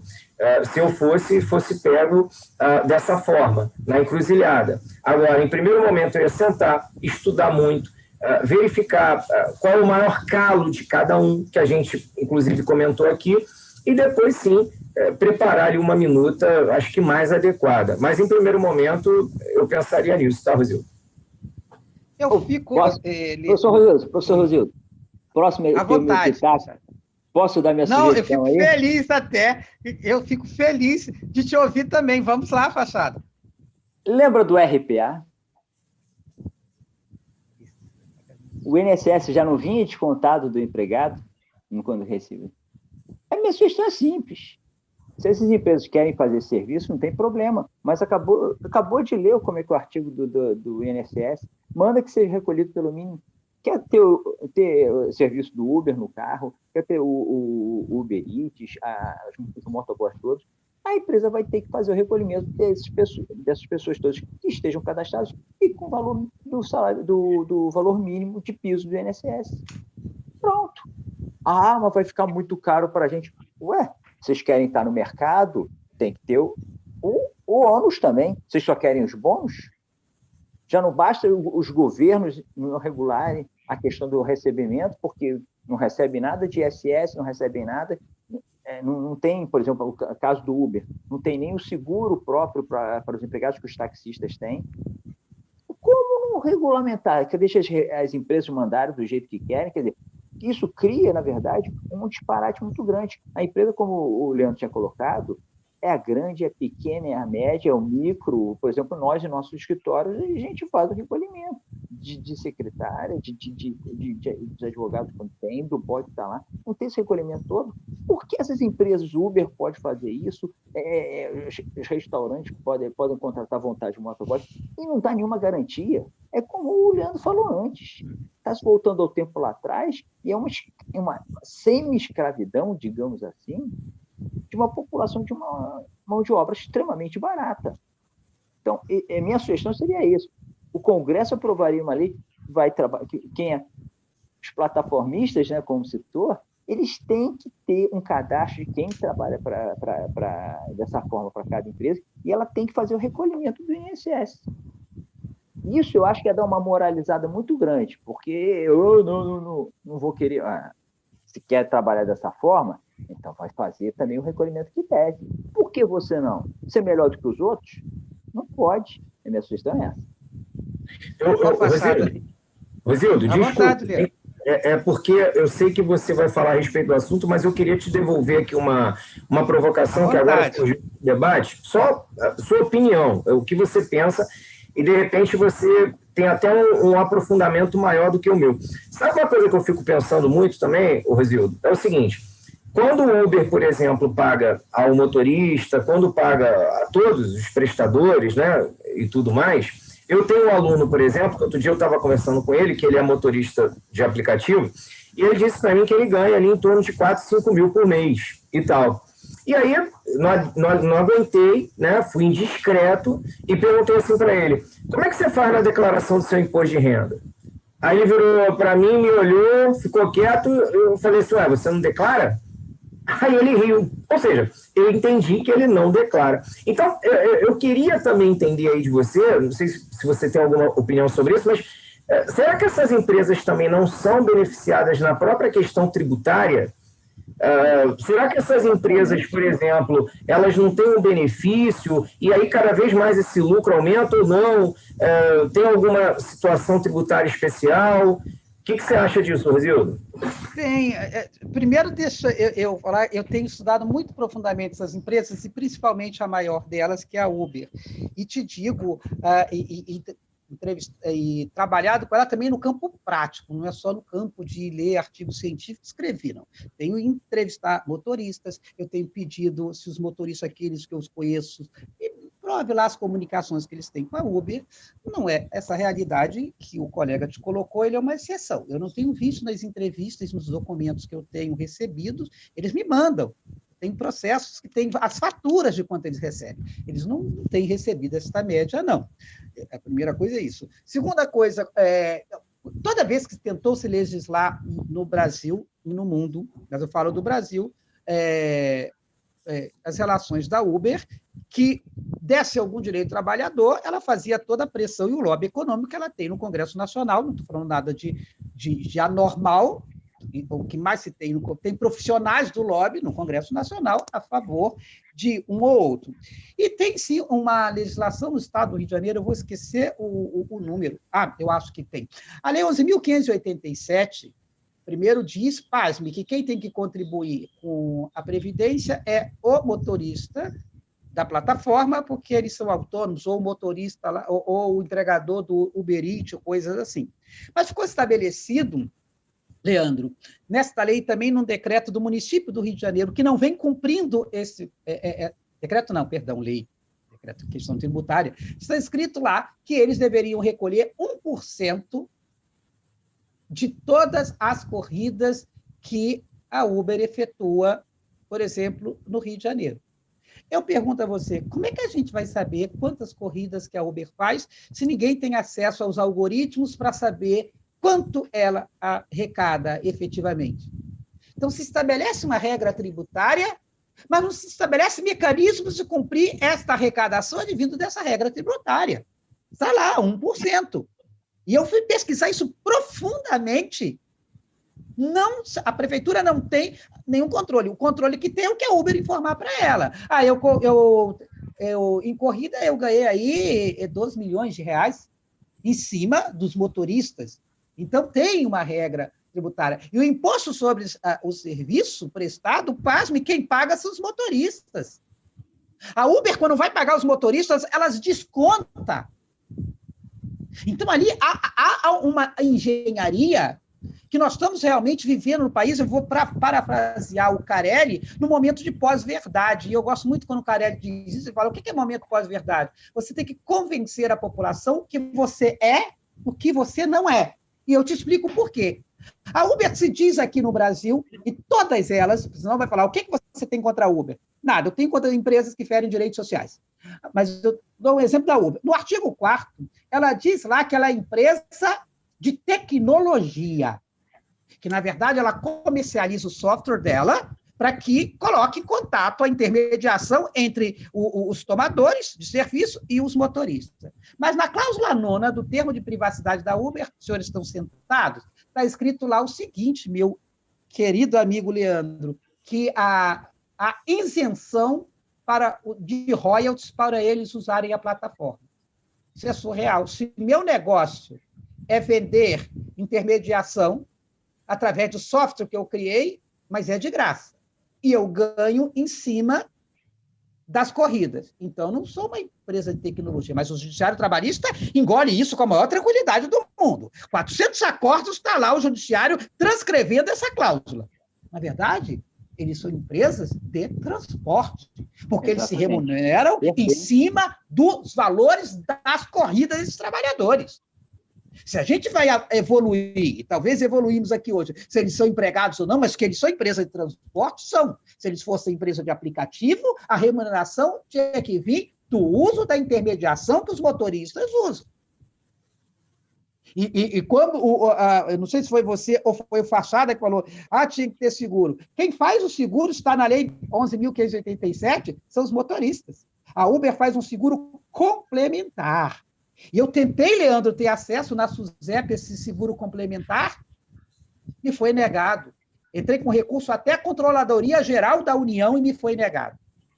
Nós não temos registro, só temos as diretrizes gerais, porque mudamos o regulamento, agora não precisa registrar o contrato. Eu falei com o presidente da SUSEF, claro, tudo regulamentação. Não, essa regulamentação foi alterada em 2011, quando a Uber entrou no Brasil,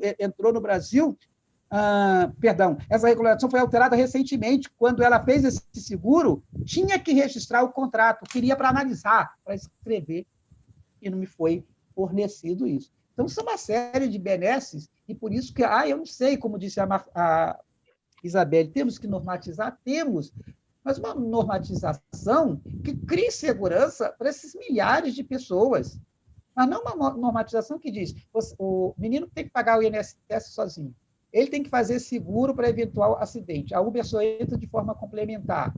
1%, mas sem normatizar, como é que eu tenho acesso aos algoritmos para saber a quantidade de corrida? Aí é fácil ser uma das maiores empresas nesse ramo, ganhando de todas as outras. Aí é fácil. Difícil é ser uma maior empresa, mas respeitando os direitos sociais. Aí eu vou fazer... Se alguém quer fazer uma provocação, senão eu queria fazer uma provocação fachada. Pode fazer. Não, pode fazer. Só um adendo aqui, Rosildo, bem rápido, bem rápido. Você falou uma coisa muito importante. O Uber hoje, ou a Uber, tanto faz, é uma das maiores empresas de transporte do mundo, sem tecnicamente ter veículos, né? Sem tecnicamente ter veículos. Como a gente sabe também que nós temos algumas empresas, por exemplo, que são de locação de veículos, que o maior negócio da empresa de locação de veículos não é o aluguel dos veículos, mas sim a venda dos veículos. Então, assim, a gente tem, às vezes, algumas situações que são mascaradas, acabam sendo mascaradas, e você falou muito bem dessa questão do Uber ser uma empresa de transporte. Desculpa, Rosildo aí, provoca o Fachada. Não, à vontade. Fachada, eu quero te provocar um pouquinho. Fachada, essa semana, Fachada, eu estava participando de uma reunião com professores e a gente estava discutindo justamente essas novas tecnologias. E lá se levantou a seguinte questão. Nessas relações de plataformização, na verdade, há uma relação trilateral, né? Eu vou dar o exemplo, vamos falar do iFood, porque senão o pessoal vai dizer que eu estou perseguindo a Uber. Do iFood. Você tem nós, consumidores, que ligamos e pedimos a comida, tem na outra ponta o restaurante, que fornece, e no meio, para mim, o mais prejudicado é o entregador. E aí a gente estava discutindo, passada, que óbvio que isso é um conforto, embora eu não uso comida que pede de iFood, eu não uso. Sou advogado de um restaurante que me dá a facilidade de eu comer sem nada pagar, não, está incluído nos honorários, e eu como lá, e nem como lá, eu peço a comida para vir para o meu escritório, para a minha casa, e eu vou lá. Mas aí foi discutido o seguinte, é um conforto? É um conforto digitar e ter um carro na tua... E aí me foi feita a pergunta a um professor lá, e essa pergunta que eu quero fazer para você, daí minha provocação, eu anotei a pergunta, foi feita a um professor que defendia todas essas tecnologias, não sei o que lá, foi feita a seguinte pergunta, que preço devemos pagar por esse conforto que nós temos, com esses serviços todos na nossa casa, em detrimento dessas precarizações. E aí eu passo essa pergunta para você. Que preço, Fachada, nós devemos pagar para receber todos os confortos que a tecnologia nos dá, em detrimento de uma efetiva precarização? Só para você responder a pergunta, a média que esses meninos que entregam a comida pelo iFood é menos de R$7. Menos de R$7. Então, eu te pergunto, a gente deve pagar esse preço, Fachada, para a gente ter esses confortos todos que a gente tem, de receber comida em casa, de usar uma plataforma, o táxi está na nossa casa? O que você acha? E como você me responde isso, Fachada? Eu vou te responder exatamente como eu, inclusive, atuo, professor Rosildo. Eu acho que aí entra pela questão da visão social. Quem tem a visão social, e nós como advogados, a gente deveria ter, infelizmente a gente sabe que parcela não tem essa visão social toda, mas eu acho que a gente tem que ver exatamente o outro lado da moeda, que é exatamente como citou, a situação desses entregadores. Aí eu vou voltar lá para o caso do Uber, porque é o caso que especificamente me acomete mais. Eu acho que é uma extrema desigualdade de isonomia de tratamento quando você tem os motoristas dos táxis, que tem que fazer cerca de 6 vistorias por ano, tem que fazer vários pagamentos de taxas, tem que manter o carro intacto, e você vê um carro de Uber sujo, amassado, e sem nenhum controle, não tem fiscalização pela prefeitura, pelo Estado, não paga o INSS, como disse, não tem recolhimento. Isso é um isolamento grande de tratamento, em termos que a gente veio trazer agora há pouco tempo uma reforma da Previdência, que já tinha sido prejudicada a Previdência quando fizeram a reforma trabalhista, que prejudicaram muito, principalmente essa questão dos trabalhadores intermitentes. Isso é uma brincadeira. Então, o que acontece? Eu não ando de Uber. Eu só andei de Uber umas 2 ou 3 vezes, porque fui de carona. A pessoa tinha chamado, aí fui junto, que estava junto, também não fui fazer desfeita. Mas eu nunca chamei um Uber. Eu pago até mais caro no táxi, mas eu tenho a consciência social, que eu estava pensando, de que eu estou ajudando ao motorista, a nós como população, por causa dos recolhimentos que são feitos, e a todo o pessoal que trabalha para esse mecanismo dos taxistas funcionarem. Entendeu? Então, se a gente tivesse esse intuito também em relação a outros, que é o caso também do iFood e tudo, se a gente tivesse mais essa consciência e não fizesse, eu não estou fazendo essa campanha agora contra o Carrefour, não vão comprar o Carrefour é racista. A gente tem que fazer uma campanha contra as empresas. É muito prático, mas esse é que é o problema. A gente se acomoda na praticidade e esquece os outros. Porque com os outros é com os outros, não é com a gente. Está parecendo o Covid. Porque quase 170 mil mortos é muito pouco para quem não tem ninguém conhecido. Não afetou e tudo. Como eu vi agora recentemente um colega falando, eu estou bem, realmente é uma gripezinha. Cada um tem um jeito de sentir. Isso não é 170 mil mortos que são poucos. 170 mil mortos é muita gente que deixou de existir na vida de muita gente. Assim, os R$7, os R$10 que esses motoboys recebem para fazer essas entregas, a população não liga para isso. Enquanto a população não parar e ver, eu estou ajudando a precarizar o povo brasileiro. Eu estou ajudando a semi-escravizar o povo brasileiro. Enquanto isso não tiver uma consciência social, e aí a gente vai ter que transformar essa consciência social em eleição de deputados, de senadores, porque isso é uma questão federal, e aqui vereadores e deputados estaduais, que tenham esse pensamento social, a gente não vai mudar, a gente vai continuar nessa brincadeira que é hoje. As empresas chegam, fazem o que querem, e cadê o poder público? E cadê a nossa posição diante do poder público? Por isso que eu falo, a sua resposta não é nem econômica, nem legislativa. Eu acho que é uma questão social, de entendimento nosso, enquanto pessoas, enquanto sociedade. Bacana. Eu queria trazer essa questão para o Leandro e também fazendo uma provocação próxima ao que eu fiz contigo, Fachada. Leandro, a gente eu vejo teus vídeos, vejo todos eles, eu vejo até daquelas pessoas, talvez é que eu mais vejo, que discordam de mim para entender, ciência assim, entender qual é o raciocínio dessa pessoa. E eu vejo as pessoas comumente falando, mas precariza, e ao mesmo tempo as pessoas usam todos esses serviços. Então, na minha visão, há nenhum componente ético, né? As empresas só funcionam e vendem serviços porque tem consumidor. Você vê, Leandro, algum componente ético nas pessoas, ou antiético, não sei aí você que vai me dizer, nas pessoas que lutam pela não precarização desse sistema plataformizados, e o mercado é a lei da oferta e da procura, se nós procuramos, o mercado continua, basta ter mercado.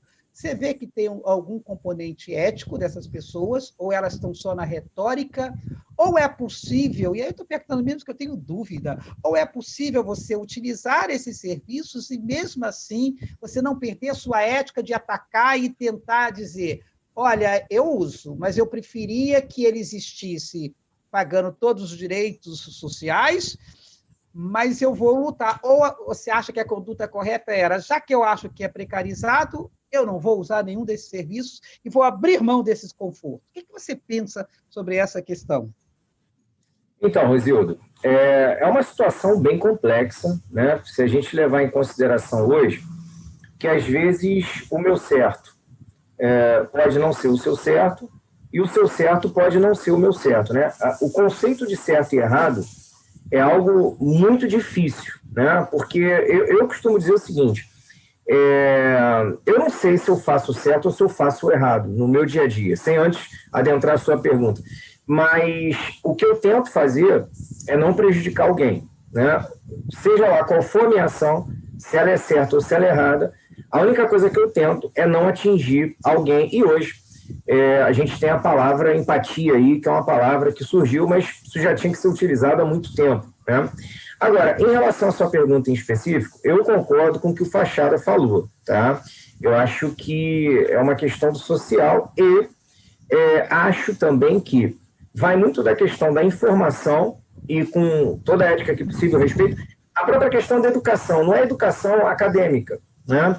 Mas uma educação continuada, né? Uma ideia de educação que chega, alguém que efetivamente recebeu aquilo, sabe de que forma vai proceder. Por exemplo, nós aqui, eu não sei você, mas acho que você também falou que não, mas nós aqui somos pessoas que conhecemos o serviço, sabemos efetivamente como são realizados e sabemos que quanto mais utilizarmos, mais precarização nós estaremos, de repente, contribuindo, né? Ou estaremos trazendo.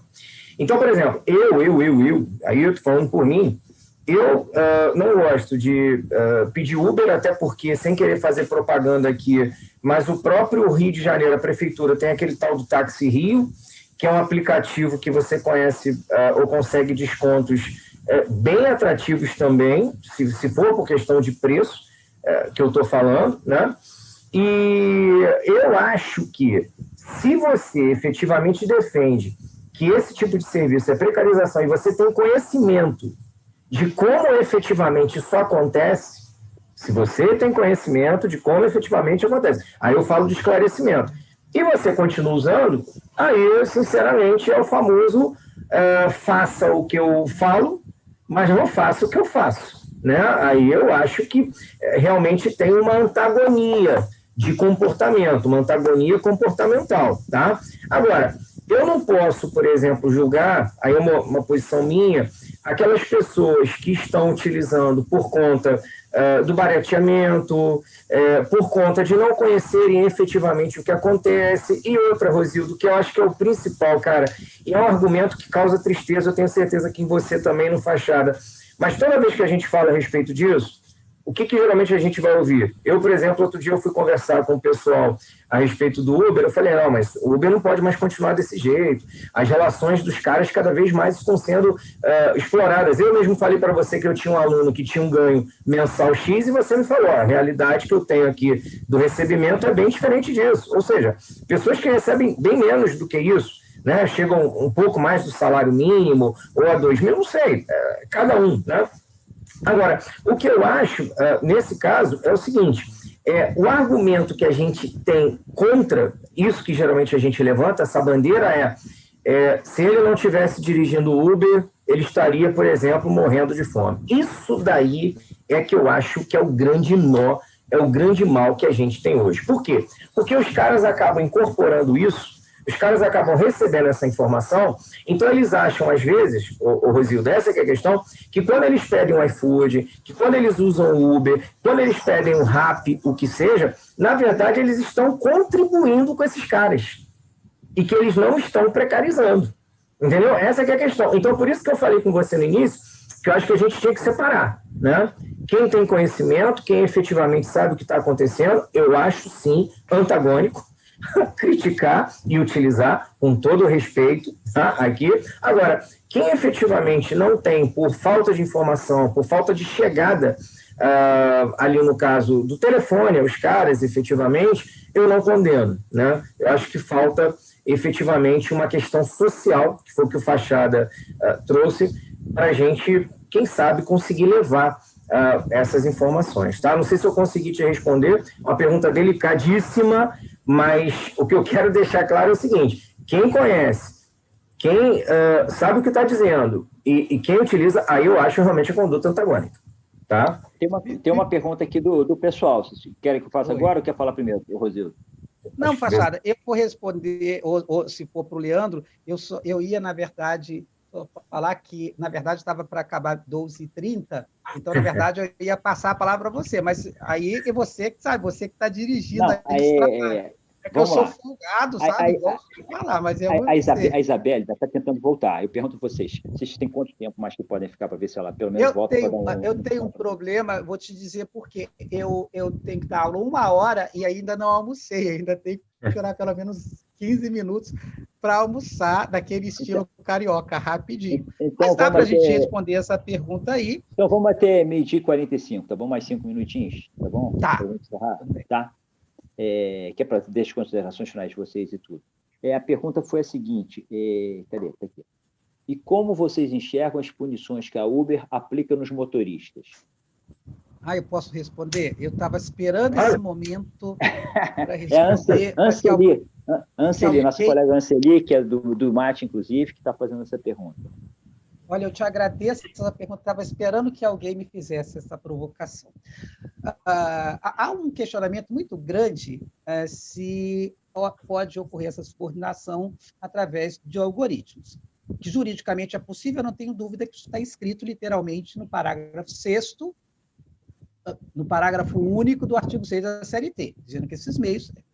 E aí eu pergunto, Fachada, só vou tentar ser o mais... O que é um algoritmo? Eu peguei um conceito de professores da área de tecnologia, porque é ela que nos vai informar. Para dar crédito ao professor André Luiz Nassarella Pires, ele diz, apresenta-se de forma bem... Não, ele diz, algoritmos um algoritmo, uma sequência de instruções ordenadas de forma lógica para a resolução de uma determinada tarefa ou problema. Então, você tem os dados de entrada, que bota lá no sistema, para resolver um problema. Qual é o problema, respondendo a pergunta da nossa colega da U? Ela coloca lá nos seus algoritmos, que a gente gosta de usar em inglês, input, ou seja, coloca dentro para resolver uma tarefa. Qual é a tarefa? Eu coloco nos dados de entrada, dizendo, olha, motorista, ele não pode recusar a viagem, o motorista, ele tem que ser bem avaliado, o motorista, isso, aquilo, tudo. Aí ele falou, esse é o dado de entrada. Aí qual é o dado de saída? Se não cumprir, suspende, que é uma punição, ou desativa. Eu pergunto, se eu estou fisicamente, não estou virtualmente, e eu digo e avalio o meu funcionário, e se esse funcionário ele não é bem avaliado 3 vezes, eu demito, e se eu transfiro isto para o algoritmo, muda a natureza jurídica? Para mim, não. Daí a minha visão de é possível subordinação por algoritmo. E eu fui longe, Fachada. Eu li mais de 15 termos de uso de privacidade de empresa de plataforma. Mas a pergunta foi da Uber, eu vou responder. A Uber diz lá no artigo 9º dela, do termo de uso de plataforma, diz no artigo 9º, que se os motoristas tiverem 3 avaliações abaixo de 4.7, eles são desativados. Se o motorista recusar, diz lá na cláusula 5.13, que os motoristas se submetem quando assinam aquele contrato de adesão, eles estão dizendo que vão trabalhar rotineiramente. Então, acaba com o negócio, trabalha quando quiser. Ora, se eu faço isso tudo, eu estou, na verdade, um poder diretivo. Eu estou dirigindo as atividades daqueles centenas de milhares de motoristas. Só que eu só consigo dirigir centenas de milhares porque o sistema tecnológico me permitiu. Mas, na minha cabeça, se eu analiso meus funcionários físico, e se ele não anda bem, eu demito, e eu substituo a análise por um instrumento tecnológico e desativo, que corresponde a demitir, eu estou dirigindo a atividade. Então, como é que eu vejo? Eu vejo essa punição, o antagonismo da empresa que pune e diz que essas pessoas são autônomos. Autônomo, eu não tenho o poder de punir. Autônomo, eu só tenho o poder de rescindir o contrato se não cumprir uma das cláusulas do contrato. Quando o cliente, a Fachada, nos contrata e eles não gostam da nossa defesa, eu pergunto, nós somos profissionais liberais autônomos, ele tem poder de nos punir? Não, eles só podem fazer o quê? Rescindir o contrato com a gente. Exato. E aí vamos ver como só, mas ele não tem poder. Cliente não tem poder de me punir e me dirigir. Se eu tenho o poder de punir, eu não estou. Então, é um contrassenso, como é que eu vejo você dizer, a empresa dizer que esses camaradas são todos autônomos e, ao mesmo tempo, eu trago para mim, num contrato de adesão, o poder de punir essas pessoas.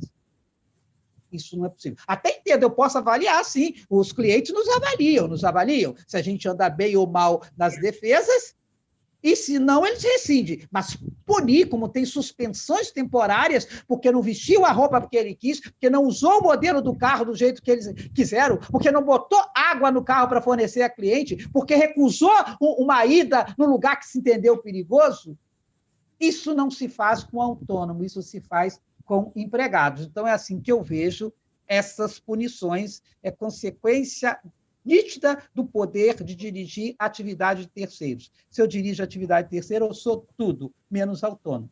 Mas agora, Fachada, nós estamos agora ferindo a língua portuguesa, sabe o que eles dizem para justificar isso? São trabalhadores autônomos subordinados. São duas palavras antagônicas, né?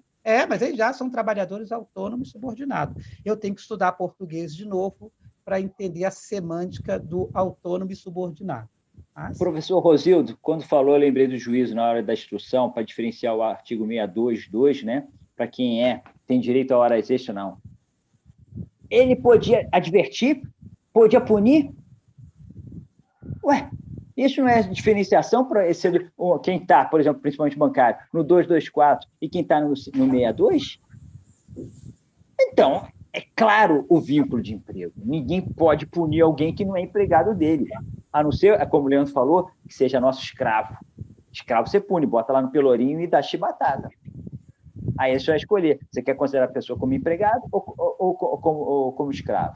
Não tem o meio termo, pelo menos que eu sei. E tem uma coisa, Fachada, deixa eu só fazer uma complementação quando o juiz fala ele não pode punir, e a desculpa que a magistratura do trabalho dá, e para mim é um equívoco monstruoso, há uma cegueira ali, não sei se é pré-ordenada da teoria do avestruz ou é uma cegueira por falta de conhecimento, porque hoje, para nós resolvermos essas questões, nós temos que também estudar um pouquinho de tecnologia da computação e comunicação, mas nós queremos resolver tudo só, com a nossa não tem um pensamento complexo, né? Mas quando ele diz, mas eles têm autonomia, eu pergunto, todo trabalho à distância, a gente goza de uma certa autonomia, mesmo sendo empregado teletrabalho, o próprio CLT diz que é empregado.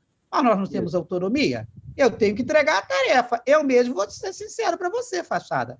Eu sou professor empregado de uma universidade.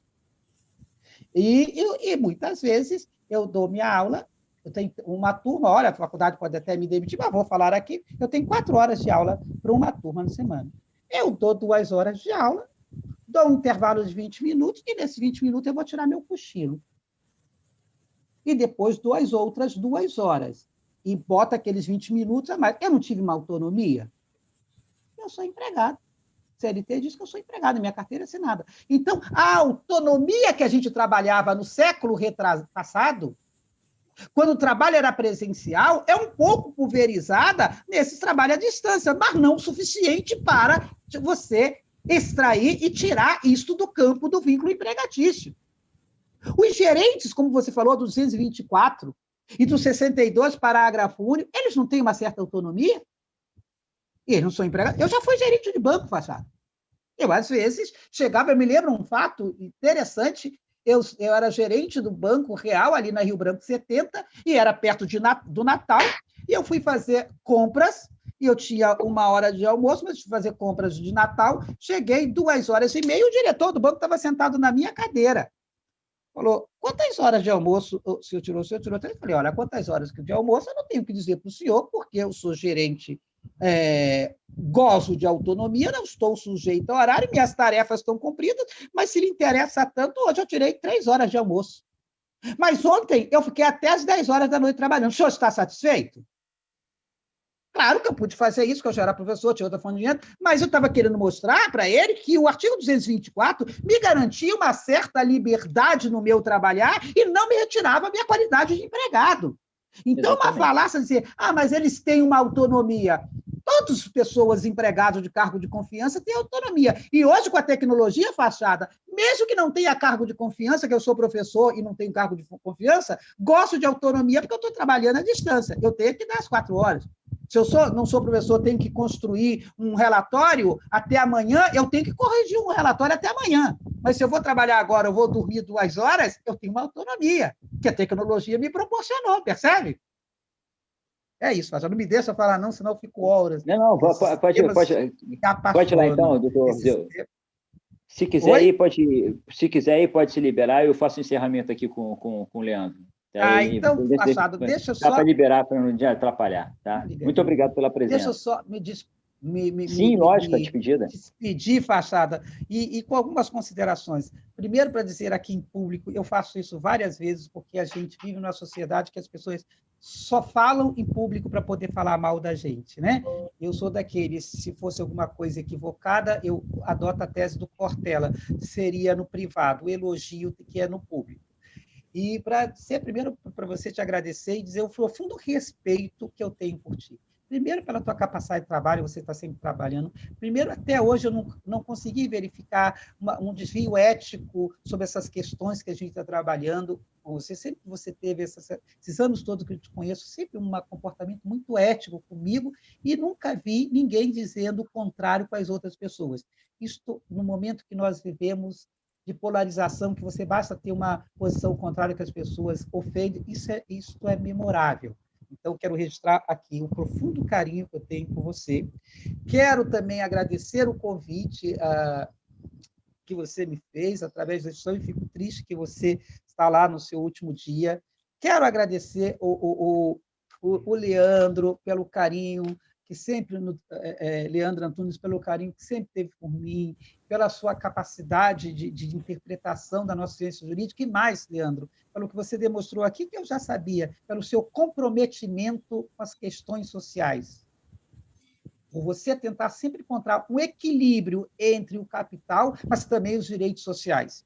A Isabelle, não tenho nem o que falar, a Isabelle foi minha aluna, uma palestra na UFRJ que ela disse, o carinho, a coerência, a educação e o respeito que sempre eu vi a Isabelle tendo. Então, eu queria me despedir agradecendo, pedir desculpa porque eu tenho que sair agora, porque eu tenho que dar aula daqui a pouco, vou entrar até um pouquinho atrasado para almoçar, e dizer, Fachada, seja em que lugar que você estiver, instituição que você estiver, sempre que você precisar desse velho professor aqui, cheio de cabelo branco, é só mandar um zap para mim ou para o Flávio, que eu estarei prontamente a te ajudar, a te servir, no que for possível para pulverizar o conhecimento dos nossos colegas. Tá?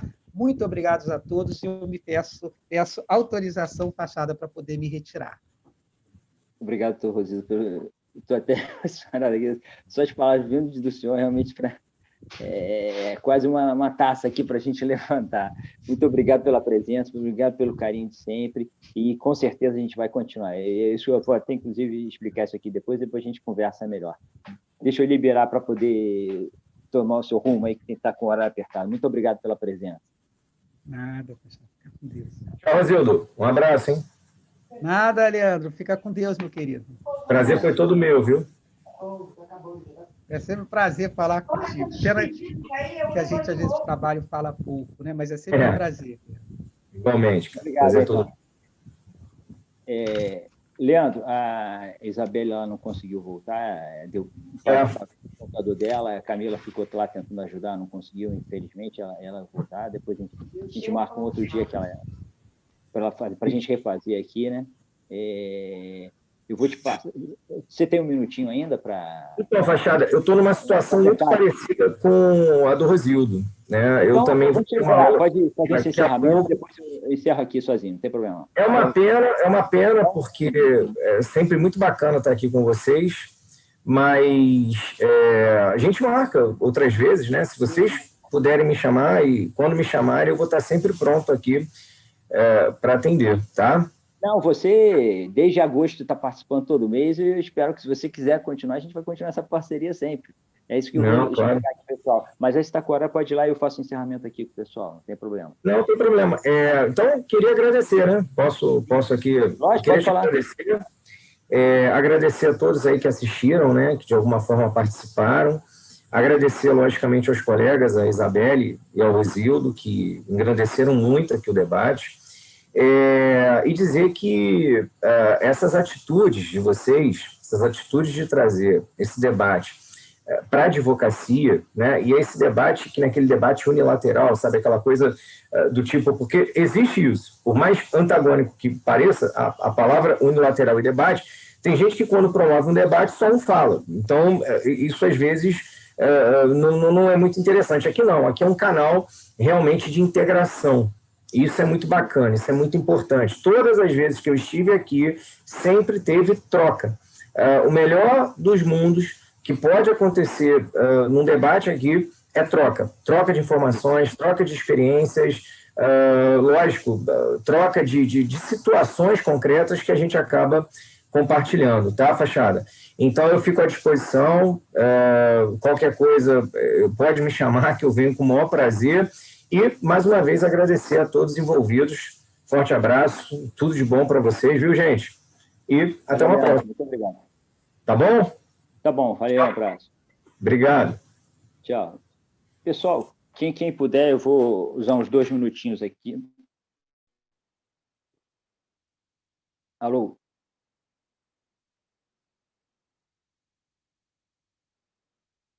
Camila? Ah, tá, estão ouvindo. Não, aquele que sumiu aqui, eu pensei que não tivesse mais ninguém. Eu vou pedir para vocês uns 2 minutinhos, que eu queria passar umas informações para vocês.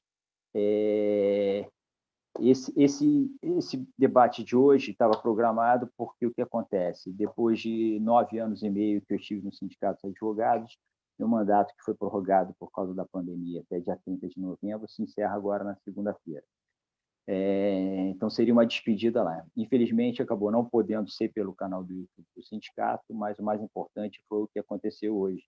Vocês puderam participar e acho que foi muito boa a participação dos nossos convidados. Infelizmente, a Isabelle teve um problema com a transmissão dela no computador, eu fui acompanhando, saí, não sei se vocês viram, a gente virava a minha tela, fui acompanhando, ela não conseguiu voltar nem no celular, nem no computador, tá? Isso porque, em tempos de justiça, querem fazer tudo telepresencialmente, né? Como se o mundo fosse uma maravilha, né? Como se a nossa internet fosse de 20G, não fosse de 4, de 5G, fosse de 20G, absolutamente perfeita. Mas é só um parênteses. Então, voltando aqui, eu queria dizer para vocês, em relação a essa questão, de encerrando esse ciclo, mas o ciclo de palestras, ele continua. Nós já temos o ciclo de palestra no YouTube, no Instagram ele vai estar funcionando a partir de semana que vem, e o ciclo de palestras ele vai continuar funcionando, porque o ciclo de palestras é algo que existe desde 2010, julho de 2010, quando eu estava na Comissão da Justiça do Trabalho, da CJT da OAB, né, a gestão que o presidente era Ricardo Menezes e o Paulo Renato Vilhena era o vice-presidente. Nós criamos, naquele momento, o ciclo de palestras que vigorou do ano de 2010, 2011 e alguma pouca coisa em 2012, mas houve alguns problemas naquela época, até por causa de ser já um ano eleitoral e acabou, o ritmo foi quase encerrado. Mas em 2010, 2011, tivemos bastante atividades e começamos na OAB e a partir de setembro de 2010 nós começamos a fazer na Lavradio, naquele espaço que usamos até hoje, lá no 10º andar, onde inicialmente era uma vara, e a vara foi desativada, e a gente aproveitou, naquela época, o Maurício Pizarro Drummond ainda era o presidente do fórum, eu pedi, ele solicitou plenamente, depois dele a doutora Cláudia Sani e o doutor José Monteiro Lopes, que é o atual diretor do fórum, todos sempre prestigiando esses eventos. Então, o ciclo de palestras ele vai continuar, e o futuro, a partir de agora, se a gente vai ver semana que vem, inclusive tem uma atividade já para o dia 4, que vão estar recebendo as informações a respeito. E tem o canal do YouTube, que a gente já está com ele, mas prestigiando o Juridicando na Rede, que a gente já feito já 2 eventos, que inclusive a pedido até da Tainá, e agora esse também, a gente acabou vindo para ele, eu agradeço muito aqui de público pela Tainá, por todo o apoio e incentivo que tem dado, e vamos continuar. O ciclo de palestras continua, vive forte, sob nova direção, não, sob novo endereço, a direção continua a mesma, a gente continua trabalhando junto com vocês todos, tá? Principalmente o pessoal lá do grupo do Ciclo de Palestras que a gente criou exatamente para fazer divulgação dos eventos e tudo, vai ser muito importante a participação de vocês todos. Então, isso que eu queria deixar esse recado, essa despedida a nível do sindicato, já não vou estar mais na diretoria a partir da próxima gestão, mas o trabalho continua. O trabalho continua porque o que a gente pensa é sempre a busca do saber jurídico, melhorar a qualificação, aperfeiçoar, qualificar a advocacia trabalhista. Isso que a gente busca. E nesses 4 anos e meio, desde maio de 2016, que nós começamos a fazer isso no sindicato, nós tivemos 154 eventos, proporcionaram que a gente tivesse cerca de 3.500 pessoas presentes, em palestras, em ao vivo como agora, debates, seminários, e são números que mostram a grandeza de um trabalho, e como eu gosto de ficar citando e vou citar, nunca antes na história da Justiça do Trabalho, do Rio, ou de repente até do país, se viu um projeto tão duradouro, sem custo, porque é tudo de graça, para a participação de quem quer que seja. E a gente já teve eventos aí grandes, com 100, 500 pessoas, tivemos palestras com 10 pessoas, isso não importa. O que importa é que quem estiver interessado, quem quiser, vai poder sempre contar com o nosso apoio do Grupo Ciclo de Palestras, para que a gente possa levar a vocês o tudo que for de melhor. Vejam pelo nível das pessoas que a gente apresenta aqui, que a gente exatamente busca a qualidade porque vocês merecem. Vocês merecem, vão continuar merecendo, porque esse é o nosso trabalho. Quanto melhor for a advocacia trabalhista, melhor a gente vai ter uma justiça do trabalho melhor. Os nossos clientes, a sociedade como toda vai ganhar com isso. É tudo que a gente espera e pretende com tudo isso. Como citei naquele caso lá da Uber, quando eu falei, é uma questão de consciência social. Talvez por isso eu fosse diretor social no sindicato. Esse entendimento social, de sociedade, de união, de um e outro, e não somente nós, deixar esse egoísmo particular de cada um, pensar sempre no próximo, é que é o mais importante. Eu convido vocês a continuarem participando, continuarem a integrando essa comunidade, digamos assim, do bem pelo saber jurídico, pelo melhor da advocacia trabalhista, principalmente. Muito obrigado a todos pela presença e até o próximo evento. Adeus.